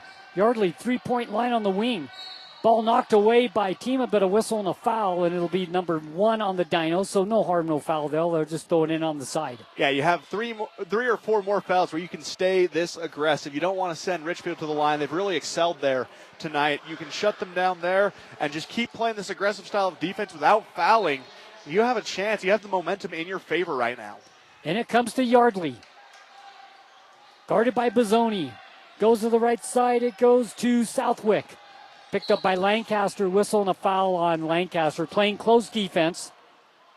And they kind of need to be playing that close defense right now. You want to be going to try and force any turnover you possibly can. It's a dangerous situation. You're down 14. You don't want to send them to the line, but you do need to try and stay aggressive. Yeah, you got to reach in and try to knock the ball away. If you're going to get a foul, you got to try to get the turnover because they only have 2 so far, and they're down 14. With the basketball, it's Southwick. Southwick gives it to Wayman, who has been quiet here in the second half. No points. Whistle and a foul on Lancaster. Tried to go for the steal that time. That's a good play. It was. I think Team foul number 3. I think that one came down to height differential between Wayman and Lancaster. Lancaster just towers over Wayman probably by a good 6 inches. So instead of reaching for the ball, trying to poke it out, he reaches over the shoulder. Bozzoni out, Orth in. Mullen with the ball. Mullen gives the ball off to Wayman. Wayman from 15. Good. Just when I said he hasn't scored in a half, he hits a 15-foot jumper, 54-40. 56-40, excuse me. Sometimes that's how it goes, Sonny. You just speak these things into existence on accident. Ball knocked away and a turnover for the Dinos. We come the other way. Fast break. Yardley takes it strong to the basket, and we're going to call a block. And I can see why the Dinos have that frustration, but I can also see why that was called as it is. Warburton just couldn't get his feet set. He was trying to keep up with the defender. Defender does drop a shoulder, so it's really a judgment call. A shoulder and a push-off as well. I don't think Carter has position, but that's an offensive foul. You can't do that to a defender. Yeah, it's one of those ones where, like we talked about in football, pass interference, it's a real judgment call up to the ref. Yeah, well, we've always said that charging calls are the toughest call to make on the floor. And the first free throw by Yardley is up and good. Nevertheless, it was a great effort by Carter. Try to make a play there. That it was. You can't talk bad about Carter. He has a lot of heart, and he plays with a lot of hustle. Second free throw up, and it is good as well for Yardley with 4. And all 4 points for Gage has come from the free throw line tonight. That, you normally expect to see him scoring from beyond the arc or at least on a drive, but he's earned every one of his points tonight at the charity stripe. And, you got to give him props for converting on those opportunities. Carter comes out, Orth comes in. Swing it over the right side. It goes to Cannon Mortensen. Cross-court pass to Bennett is out of bounds. Too high for Bennett. That was a tough pass. And a turnover for the Dinos that goes back to Richfield. 58-40. The Dinos had cut this to 14 points, Aiden. Yep, they did. And then Richfield decided that they weren't going to let Carbon have any momentum in their favor. Put back in the starters, and now they've retaken control of the game. Wayman with the ball. Swings it over. It goes to Curtis. Bounce pass is stolen by the Dinos. Here comes Logan Bennett. Bennett with the ball, swings it right side to Cannon Mortensen. Cannon outside. Here's a three-point shot up and no good by Bozzoni, and the rebound comes down to Curtis for Richfield. Ahead to Wayman down the right side. Picked up there by Cannon. Gets past Cannon. Throws it over to the right side to Pollock. Swings it back to Mullen. Over in the corner of Wayman. Bounce pass down low. Pollock with the shot. No. Rebound Orth. Orth ahead to Bennett. Here come the Dinos. 2:13 left to play. 58-40. Cannon Mortensen for three. No. Bennett with the rebound and then throws it off Richfield. Nice play by Logan. And the Dinos will have it on the baseline. As Bennett looked a bit like a quarterback there. His first read was to try and kick it out to an open Orth in the corner. But when he saw the defender jump in front of him, he knew the next best move would be to throw it off his foot. And he does that with a lot of precision. Keeps the ball in Dino possession. 2:04 left to play. 58-40. Richfield with the lead. Carbon with the basketball. In it comes to Orth. 3-point line. Drives in the paint. Puts up a shot off the glass. No good. Out of bounds. Dino basketball. And Orth was thinking of going for the rebound, but he sees it bounce right next to the baseline.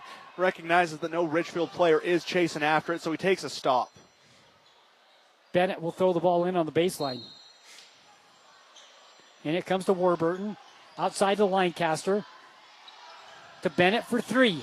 No, off the back of the iron. Their long rebound comes down to Pollock. Trey Yardley in the ball game for the first time for Richfield. With the basketball, gives it over to Mullen. Minute 43 left to play in the ball game. 58-40 Richfield. Ball knocked away, picked up by Bennett. All the way, lay it up and in. Bennett has 15. So an easy basket for the Dinos off the Richfield turnover. And he's really asserted himself in this game. I mean, his return from injury, he's really making a splash right off the bat. Richfield with the basketball. Yardley, bounce pass down low, goes to Pollock. Kick it outside, 15-foot shot by Curtis, no good. Rebound Dinos. Bennett ahead to Warburton. Warburton to Lancaster right side. 3-point line. Back out to Bennett between the circles. Minute 3 and running left to play. Dinos down 16. Down underneath to Yorth. Shot up, count it, and a foul. Nice pass to Orth to get the easy two and then the foul. So a chance for a 3-point play for the Dinos. And Orth is so patient on those shots close to the rim. He knows that he's going to face a lot of contact, but he knows where he needs to put it when absorbing that contact. He looks like a mathematician. That's the word I was looking for. He looks like that he knows the angles that he needs to find in order to get that ball to drop in the hoop. Free throw by Orth is good. Bennett comes out of the ball game to a round of applause. Coming back in, Cannon Mortensen. 58-45, down to 13 with a minute left to play. Walking the ball up the floor is Curtis. The Dinos won't pick him up full court. They pick him up halfway. Curtis comes over the right side. It goes to Pollock. Pollock kicks it over to Mullen. Mullen, 3-point line, guarded by Mortensen, stolen by the Dinos.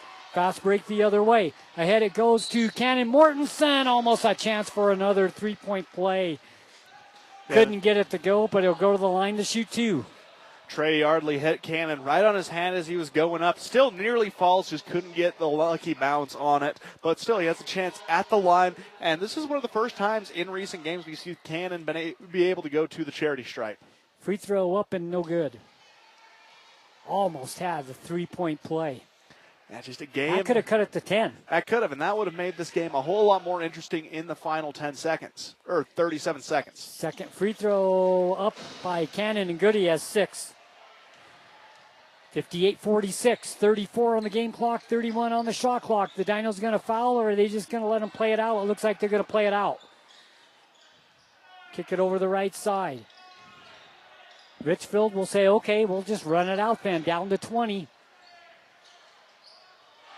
Stolen by the Dinos. Fast break the other way. Ahead to Ty, and he has a chance for a 3-point play. It doesn't go as well, and they'll go to the free throw line to shoot two. 2 times the Dinos have had a chance for a 3-point play, and they just didn't go. And it's hard to watch because those two could have swung the momentum here. Be an 8-point game. 8-point game, and that would have made all the difference in the world as they try and come back still. First free throw, no good off the back iron. An update from our sister station, KOAL 107.3 FM and 750 AM. Emory finds themselves in another overtime game. They love those, it seems, as they end the regulation tied 44-44 with the Templars. Offensive rebound after the miss by Carlson. Carlson gets it to drop. He has 4 in the ball game. 3 seconds left to play. 2-1, and that's how this game will end tonight.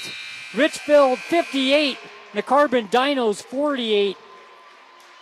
Good fourth quarter for the Carbon Dinos. But they fall 10 points short to a very good Richfield team. And I think the Dinos owned that second half. That's when they really played a lot of their best basketball. They figured out the Wildcats scheme offensively. They know they like to go for that baseline cut, and they shut that lane off. And then on the other side of things, they did a good job not allowing a lot of offensive rebounds to the Wildcats while picking up the intensity on the offensive glass for themselves. You saw a lot more hustle, especially when it came to a missed shot. You saw about 3 or 4 Dinos all trying to find that ball. We'll take a break, and when we come back, we will have the Eastern Utah Community Credit Union post-game show right here on 95.3 The Peak. This is where the Dinos play. Imagine the sound of a basketball swishing through the net at the game buzzer. That's the sound of you scoring big with Eastern Utah Community Credit Union's Slam Dunk Savings Accounts. Just like a winning team will strategize their plays, we will help you plan your financial future with competitive interest rates and unbeatable customer support. Whether you're saving for college, a new home, or retirement, make a fast break to Eastern Utah Community Credit Union and let your savings game reach MVP status. Join our team today and start winning with your money. Membership and eligibility required. NCUA insured. Loans approved on credit. At A Perfect Smile, they specialize in transforming your smile with precision and care. From porcelain veneers and dental implants to orthodontics, crowns, and bridges, their expertise covers every aspect of general and cosmetic dentistry. Dr. Jackson and his team are here to address even the most challenging dental concerns, helping you achieve a smile you'll love. Ready for a smile makeover? Call A Perfect Smile today, 637-2100, to schedule an appointment. Feel the force of the Ram heavy-duty truck, the power horse beast that thrills with its performance. Hi, this is Thad. Imagine saving up to $15,000 off the original MSRP. Auto Farm has 15 at the ready and waiting for a test drive, including 5 hard-to-find dualies, exceptional strength, unprecedented durability, and might that echoes in every gear shift. Demand the best from your heavy-duty jobs. Demand a Ram heavy-duty from Auto Farm. Because with Ram, it's just not driving. It's just not a lifestyle. Don't just imagine. Come in and test drive away today. Hi, this is Tim Frame, manager at Cache Valley Bank. Are you getting ready to tackle some spring projects, or are you already making summer plans? Now is a good time to stop in and see how Cache Valley Bank can assist you. With a great team of friendly, knowledgeable bankers, we can provide you with the financial tools needed to help you succeed. We are dedicated to providing you with the personalized attention you deserve. Come visit us at 82 West Main Street in Price, and let us show you what opening an account with Cache Valley Bank can do for you. Imagine this. You're cruising down the highway, windows down, music up, but suddenly your car sputters. Don't let car troubles break your stride. At Cars Complete Auto Repair Service in Wellington, they're dedicated to keeping your vehicle running smoothly so you can keep enjoying those flawless drives. From regular maintenance like oil changes and wheel alignments to tune-ups and even new tires, Cars is here to help. Visit Cars today and drive away confident knowing your car is in its best shape ever. At Castle Country Vet, they believe every pet deserves a touch of love and expert care. You can trust Dr. Harmer and Dr. Kelly. They're not just veterinarians, but passionate pet lovers, dedicated to nurturing your furry friends like family. From routine checkups to emergency interventions, you and your pet will experience compassionate, professional care every step of the way. Let Castle Country Vet help your pets lead the happiest, healthiest lives. Call Castle Country Vet today, 637-5797, because love is a 4-legged word. Carbon Dino basketball continues on 95.3 The Peak.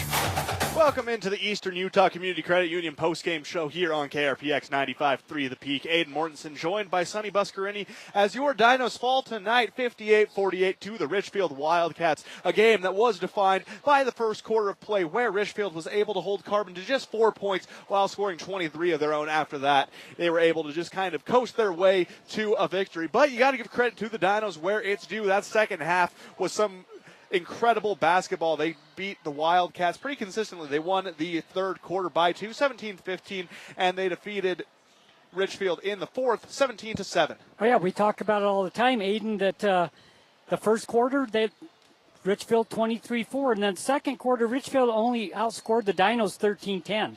So you take the first quarter away, the Dinos outplayed Richfield. They outscored them 17-15 in the third quarter, 17-7 in the fourth quarter.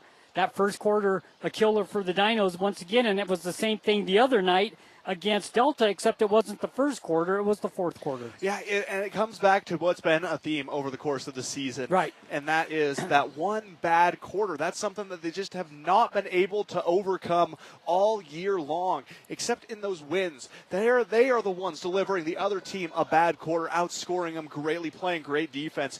When they're able to flip that script, that's when things go right for the Dinos. But oftentimes you're going to find that it's just not going in their favor in that department. Coach Brower will join us here in a few minutes, but until he does, let's go through some stats. First for Richfield. Southwick led the way. He had 12 points in the ball game. Wrights with 8.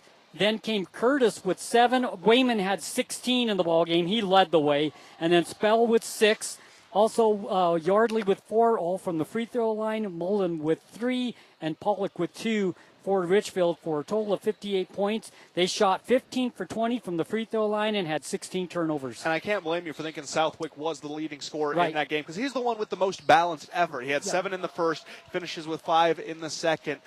The Dinos did an excellent job shutting down Griffin Wayman in the second half, only allowing him 2 points. But before that break occurred, he was dominant from beyond the arc. Well, he was a lot of the reason why the 23-4 lead in the first quarter was, because he was hitting threes. He was unconscious there in the first half of play, and that's one of the reasons why they got that big lead, is how Wayman was shooting the ball there in the first quarter and first half. And I don't know what it is about Griffin Wayman, but he seems to always have these performances against the Dinos. That's when he starts to shoot the lights out, when he sees either the blue and white combination or the white and blue combination. It just seems like he's able to take over. Leading the way for the Carbon Dinos tonight, coming back off his injury and not missing a beat. Logan Bennett had 15 points. Yeah, he had a big first game back, and he was really the story of this game. He had 4 in the first half, but in the second half, he was able to explode. He had his time to adjust to the pace of the game coming off that injury, but now he's really taken things over. It's fun to watch when Logan Bennett gets healthy, because he's such a spark plug for the Dinos. When he gets back into it, I mean, no game time for quite a while. You can practice, but the game time, you miss that. Yeah, no, that's one thing that you can't really achieve in practice. Right. You can practice your shots, you can practice your plays, but you can't really bring that game speed in practice. That's something you can only really get experience with if you're down on the court. Kyler Orth had 8 points tonight. So you have Orth and Bennett both missed a lot of games together, basically, with injuries, and them coming back, and they're only going to get better when they get back in the swing of things. And that's going to be huge for the Dinos down the stretch, having those two back. That is down the stretch through the rest of this season and into next, Sonny. I think it's important to point out that both of those players are juniors for this squad, so they have a chance to come back in, have a lot of varsity experience, and come back next year, and they can really make some noise in 3A, especially with them transitioning into a significantly easier region. And then we have Cannon Mortensen with 6 points tonight as well. And Jackson Bozzoni coming off the bench. He had 6 points. Jackson is just really contributing to this team. He is. He's so much fun to watch. He plays with the swagger of a senior while only being a sophomore. He's been one of those hidden gems on the Dinos roster over the course of the season. As soon as he got an opportunity to shine, he really seized it, and he has been going hard ever since. We said that when you have injuries, you have to go deeper in your bench, and you find some really pleasant experiences when you go on the bench and somebody surprises you, right? Yeah, no, it's always a pleasant surprise as a coach, especially when it's someone so young as Jackson Bozzoni is. That gives Coach Brower a lot of time to help mold him into the player he wants to see him be by his senior year. He's still young, he's still impressionable. You can really have him turn into one of the future stars, a name that might be talked about around Carbon County for years to come if he continues to develop on the trajectory he's at. Maxwell Carlson had 4 points in the ball game, and then comes Carter Warburton with 3 tonight. And Lancaster with 2, Branch with 2 for the Carbon Dinos for a total of 48 points. The final score tonight, 58-48. Richfield, the Dinos shot 22 free throws tonight. They made 13, and they had 14 turnovers. It's one of the least amount of turnovers they've had. And with that, we'll take a break, and when we come back, we will have Coach Brower coming up to the booth to talk to us tonight. Carbon Dinos and Richfield right here on 95.3 The Peak, where the Dinos play. You are listening to the Eastern Utah Community Credit Union post-game show. And before we go to the break, let's talk about the Spirit Card before we go. Spirit Card is something that, time and time again, I just can't understand how fun it is to have, Out of the 3 credit cards I had stolen over the weekend, that wasn't one of them. So I think that speaks to the security of Eastern Utah Community Credit Union, but it really is fun traveling around. You may be asking, what is a Spirit Card? It's a little debit card, a boring piece of plastic you carry around, but Eastern Utah Community Credit Union has transformed it into something that will make you smile every time you open your wallet. It puts the logo of your favorite high school in the Castle Country area right in the middle of it. You can carry your favorite team with you wherever you go. Okay, we'll take a quick break, and Coach Brower will join us in the booth when we come back. Imagine the sound of a basketball swishing through the net at the game buzzer. That's the sound of you scoring big with Eastern Utah Community Credit Union's Slam Dunk Savings Accounts. Just like a winning team will strategize their plays, we will help you plan your financial future with competitive interest rates and unbeatable customer support. Whether you're saving for college, a new home, or retirement, make a fast break to Eastern Utah Community Credit Union and let your savings game reach MVP status. Join our team today and start winning with your money. Membership and eligibility required. NCUA insured. Loans approved on credit. Transform your space with Spectrum Paint featuring PPG paint, the ideal choice for any home project. Imagine a kaleidoscope of colors at your fingertips, from soothing pastels to vibrant primaries. Whether revamping a room or adding character to your exteriors, Spectrum Paint makes every brush stroke count. Dive into a spectrum where quality meets creativity and paint your world with us. Visit Spectrum Paint to find the perfect shade for your home today. Mommy, I don't feel good. Caring for each and every customer and their needs is the foundation of what Smart Health Pharmacy is all about. So when I need a prescription or advice, I can depend on the pharmacist at Smart Health. Looking for a new pharmacy? It's never been easier to transfer your prescriptions to Smart Health. Call 687-5050 or go to smart-healthrx.com. Download their app today with convenient drive-through at 221 North Main Street, Huntington. It's your health. Be smart about it. Drive into savings with Desert View Federal Credit Union. If your vehicle's introductory rate just expired and you're looking at a scary new payment, it's time to get to Desert View Federal Credit Union. They offer competitive refinancing options that will keep your payments manageable. Plus, the knowledgeable staff at Desert View Federal Credit Union will make the transition smooth and hassle-free. Don't let high rates speed off with your cash. Take control of your finances. Visit Desert View Federal Credit Union today. Membership and eligibility apply. Loans on approved credit. Member NCUA. How well do algorithms answer your questions? Your specific query will be addressed with a pre-written, standardized reply. When you need help with life's important decisions like life insurance, home and auto coverage, and even retirement planning, rely on relationships, not robots. Farm Bureau Financial Services. It's your future. Let's protect it. In the Castle Country, call your local Farm Bureau agent, Jill Jensen, at 637-8400 for a free quote today. You're looking for somewhere you can be proud to work. Komatsu is looking for you. Komatsu is a leading manufacturer of construction, mining, forestry, and industrial heavy equipment. Komatsu currently has openings for seasoned welders, journeyman electricians, and MSHA certified electricians, as well as master machinists. At Komatsu, not only will your skills be rewarded with competitive wages, but you'll also enjoy benefits like a robust 401k plan. Grow with Komatsu. Go to komatsu.com or call Tanner at 636-6150.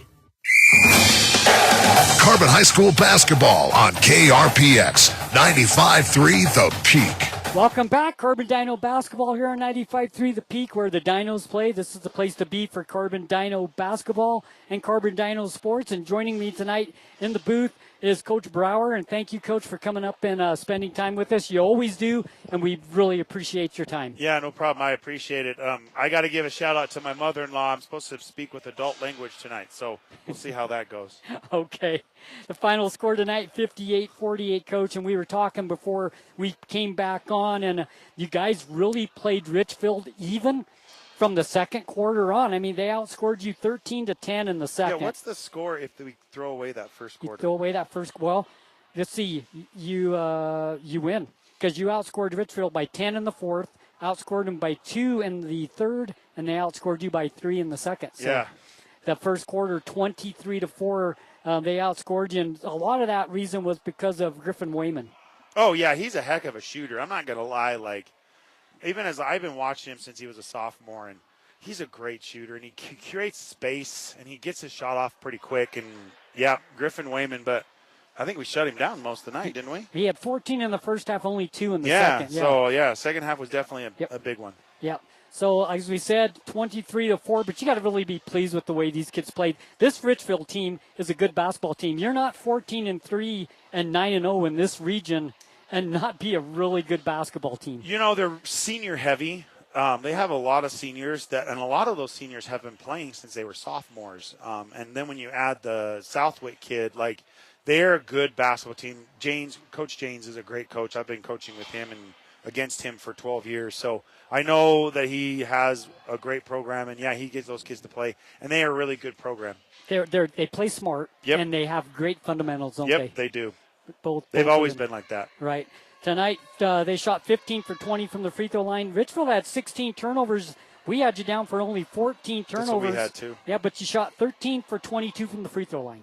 Yeah, we shot 100 free throws over the weekend. And the lowest kid that we had was 68%. So it's just being able to shoot free throws in your backyard or in a gym is way different than a game. Game situation. And that's what I'm trying to get the kids to understand that. Like, I made my living at the free throw line, and so I got really good at it, but I also got really good at calming myself down, taking a breath. I used to say to myself, like I'd done 1,000 times before I shot free throws. And so that's what they just need to learn. They need to learn when they get to the free throw line, just slow down, and it's just you, the basket, and the ball, and that's it. And don't worry about anything else. You got to be pleased with the 14 turnovers against a beyond excellent Richfield defense. Well, yeah, and 8 of those were in the first quarter. Yes. So, and that's one of the things we got to get better at across the board. We've got to just realize we got to take care of the ball, not make dumb passes, not run when we can't run. Run when we can, but if we really can't, then don't force that pass. And that's just development. That's just the speed of the game. It's slowing down for them, and that's what Richfield's done because they've played so long at the varsity level. It's slow for them, so they don't make as many mistakes. Yeah, he's been there the coach has been there for a long time. Yeah, like 25 years. Yeah, they've got a lot of. They're stable. Right? Yeah, and they've always, and that's the thing with Richfield. Like, they have really good teams, and then they take a younger group, and they have some pretty lean years, and then he builds them up, and they have a really good team, and it's just what he does. He's just a good coach. Take a look at us tonight, scoring wise. Logan Bennett had 15, and Kyle Orth had 8. Now these are 2 kids that we haven't played because of injury. And they're only going to get better. I mean, you have to have those game time stuff to get back in your groove, and they're already performing. Perfect time for them to be back around tournament time, don't you think? Oh, for sure. I'm grateful that they're back. Logan came off the court, and he's like, I'm sorry about those threes. I missed them. I'm like, dude, you haven't played in a month. Give yourself a break, But the thing is I'm a little worried about my other kids. Like, now that we have Logan and we have Kyler back, I feel like my other kids are kind of taking a step back, like Cannon and Evan and Carter Warburton. Like, they need to keep being aggressive and they need to keep scoring. That's just what they need to do. Because if I can get 4 or 5 guys scoring in double digits consistently, then I think no one can beat us. Right. And then you have Jackson Bozzoni who's come off the bench and he's giving you fantastic time. Had 6 points tonight. He's all over the floor. He's like an Energizer bunny. He is an Energizer. He is one of the few kids as a sophomore that I don't know if it's lack of knowledge or just no fear, but he pushes the ball. He runs the ball up the floor. He makes good decisions. He makes passes that I'm like, I know he's going to make them, but they're great passes. And so I'm really looking forward to him for the next 2 years for sure. One thing with your team coach is they never quit. They play 110%. They're diving for balls. They're getting floor burns. They don't care. They're giving it 100% at all times. Oh, for sure. They play. I mean, I appreciate the work. I appreciate the energy. They definitely fight hard. Yeah, absolutely. Let's take a look at your schedule. You will play Manti next week on Wednesday, a team that just defeated Emory. We were just seeing it in overtime. And then you have Emory. So you have Manti and Emory coming next week. Emory on the road, 2 big games. Yeah, Emory on the road isn't really a road game. I mean, let's be honest. Yeah. This is down the street. Yeah. But I think we're playing better basketball than we were when we first time played them. Manti right now is going through some stuff right now with their coaching staff and with Coach Shakespeare, and I send my prayers to him and his family. But, Devin, he's a great coach. You can't every year, I don't know what he does, but he must have some, Michael Jordan juice from Space Jam he gives to his kids. But, he gets those kids to play, and they always play well at the very end of the season, and you can never count those kids out, ever. No. Even if they're a bad record, they could make a run in the playoffs, and he's a great coach. So, counting tonight, which I felt like was a great performance for us. I mean, 58-48 against number 2 team in the state.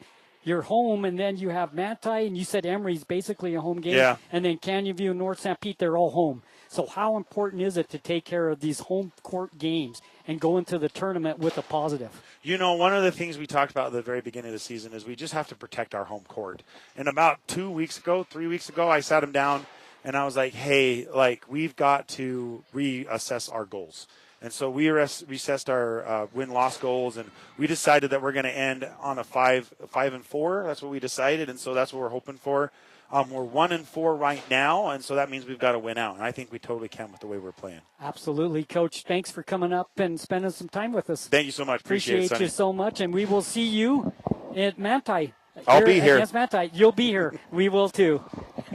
We'll take a break. We'll be right back. Drive into savings with Desert View Federal Credit Union. If your vehicle's introductory rate just expired and you're looking at a scary new payment, it's time to get to Desert View Federal Credit Union. They offer competitive refinancing options that will keep your payments manageable. Plus, the knowledgeable staff at Desert View Federal Credit Union will make the transition smooth and hassle-free. Don't let high rates speed off with your cash. Take control of your finances. Visit Desert View Federal Credit Union today. Membership and eligibility apply. Loans on approved credit. Member NCUA.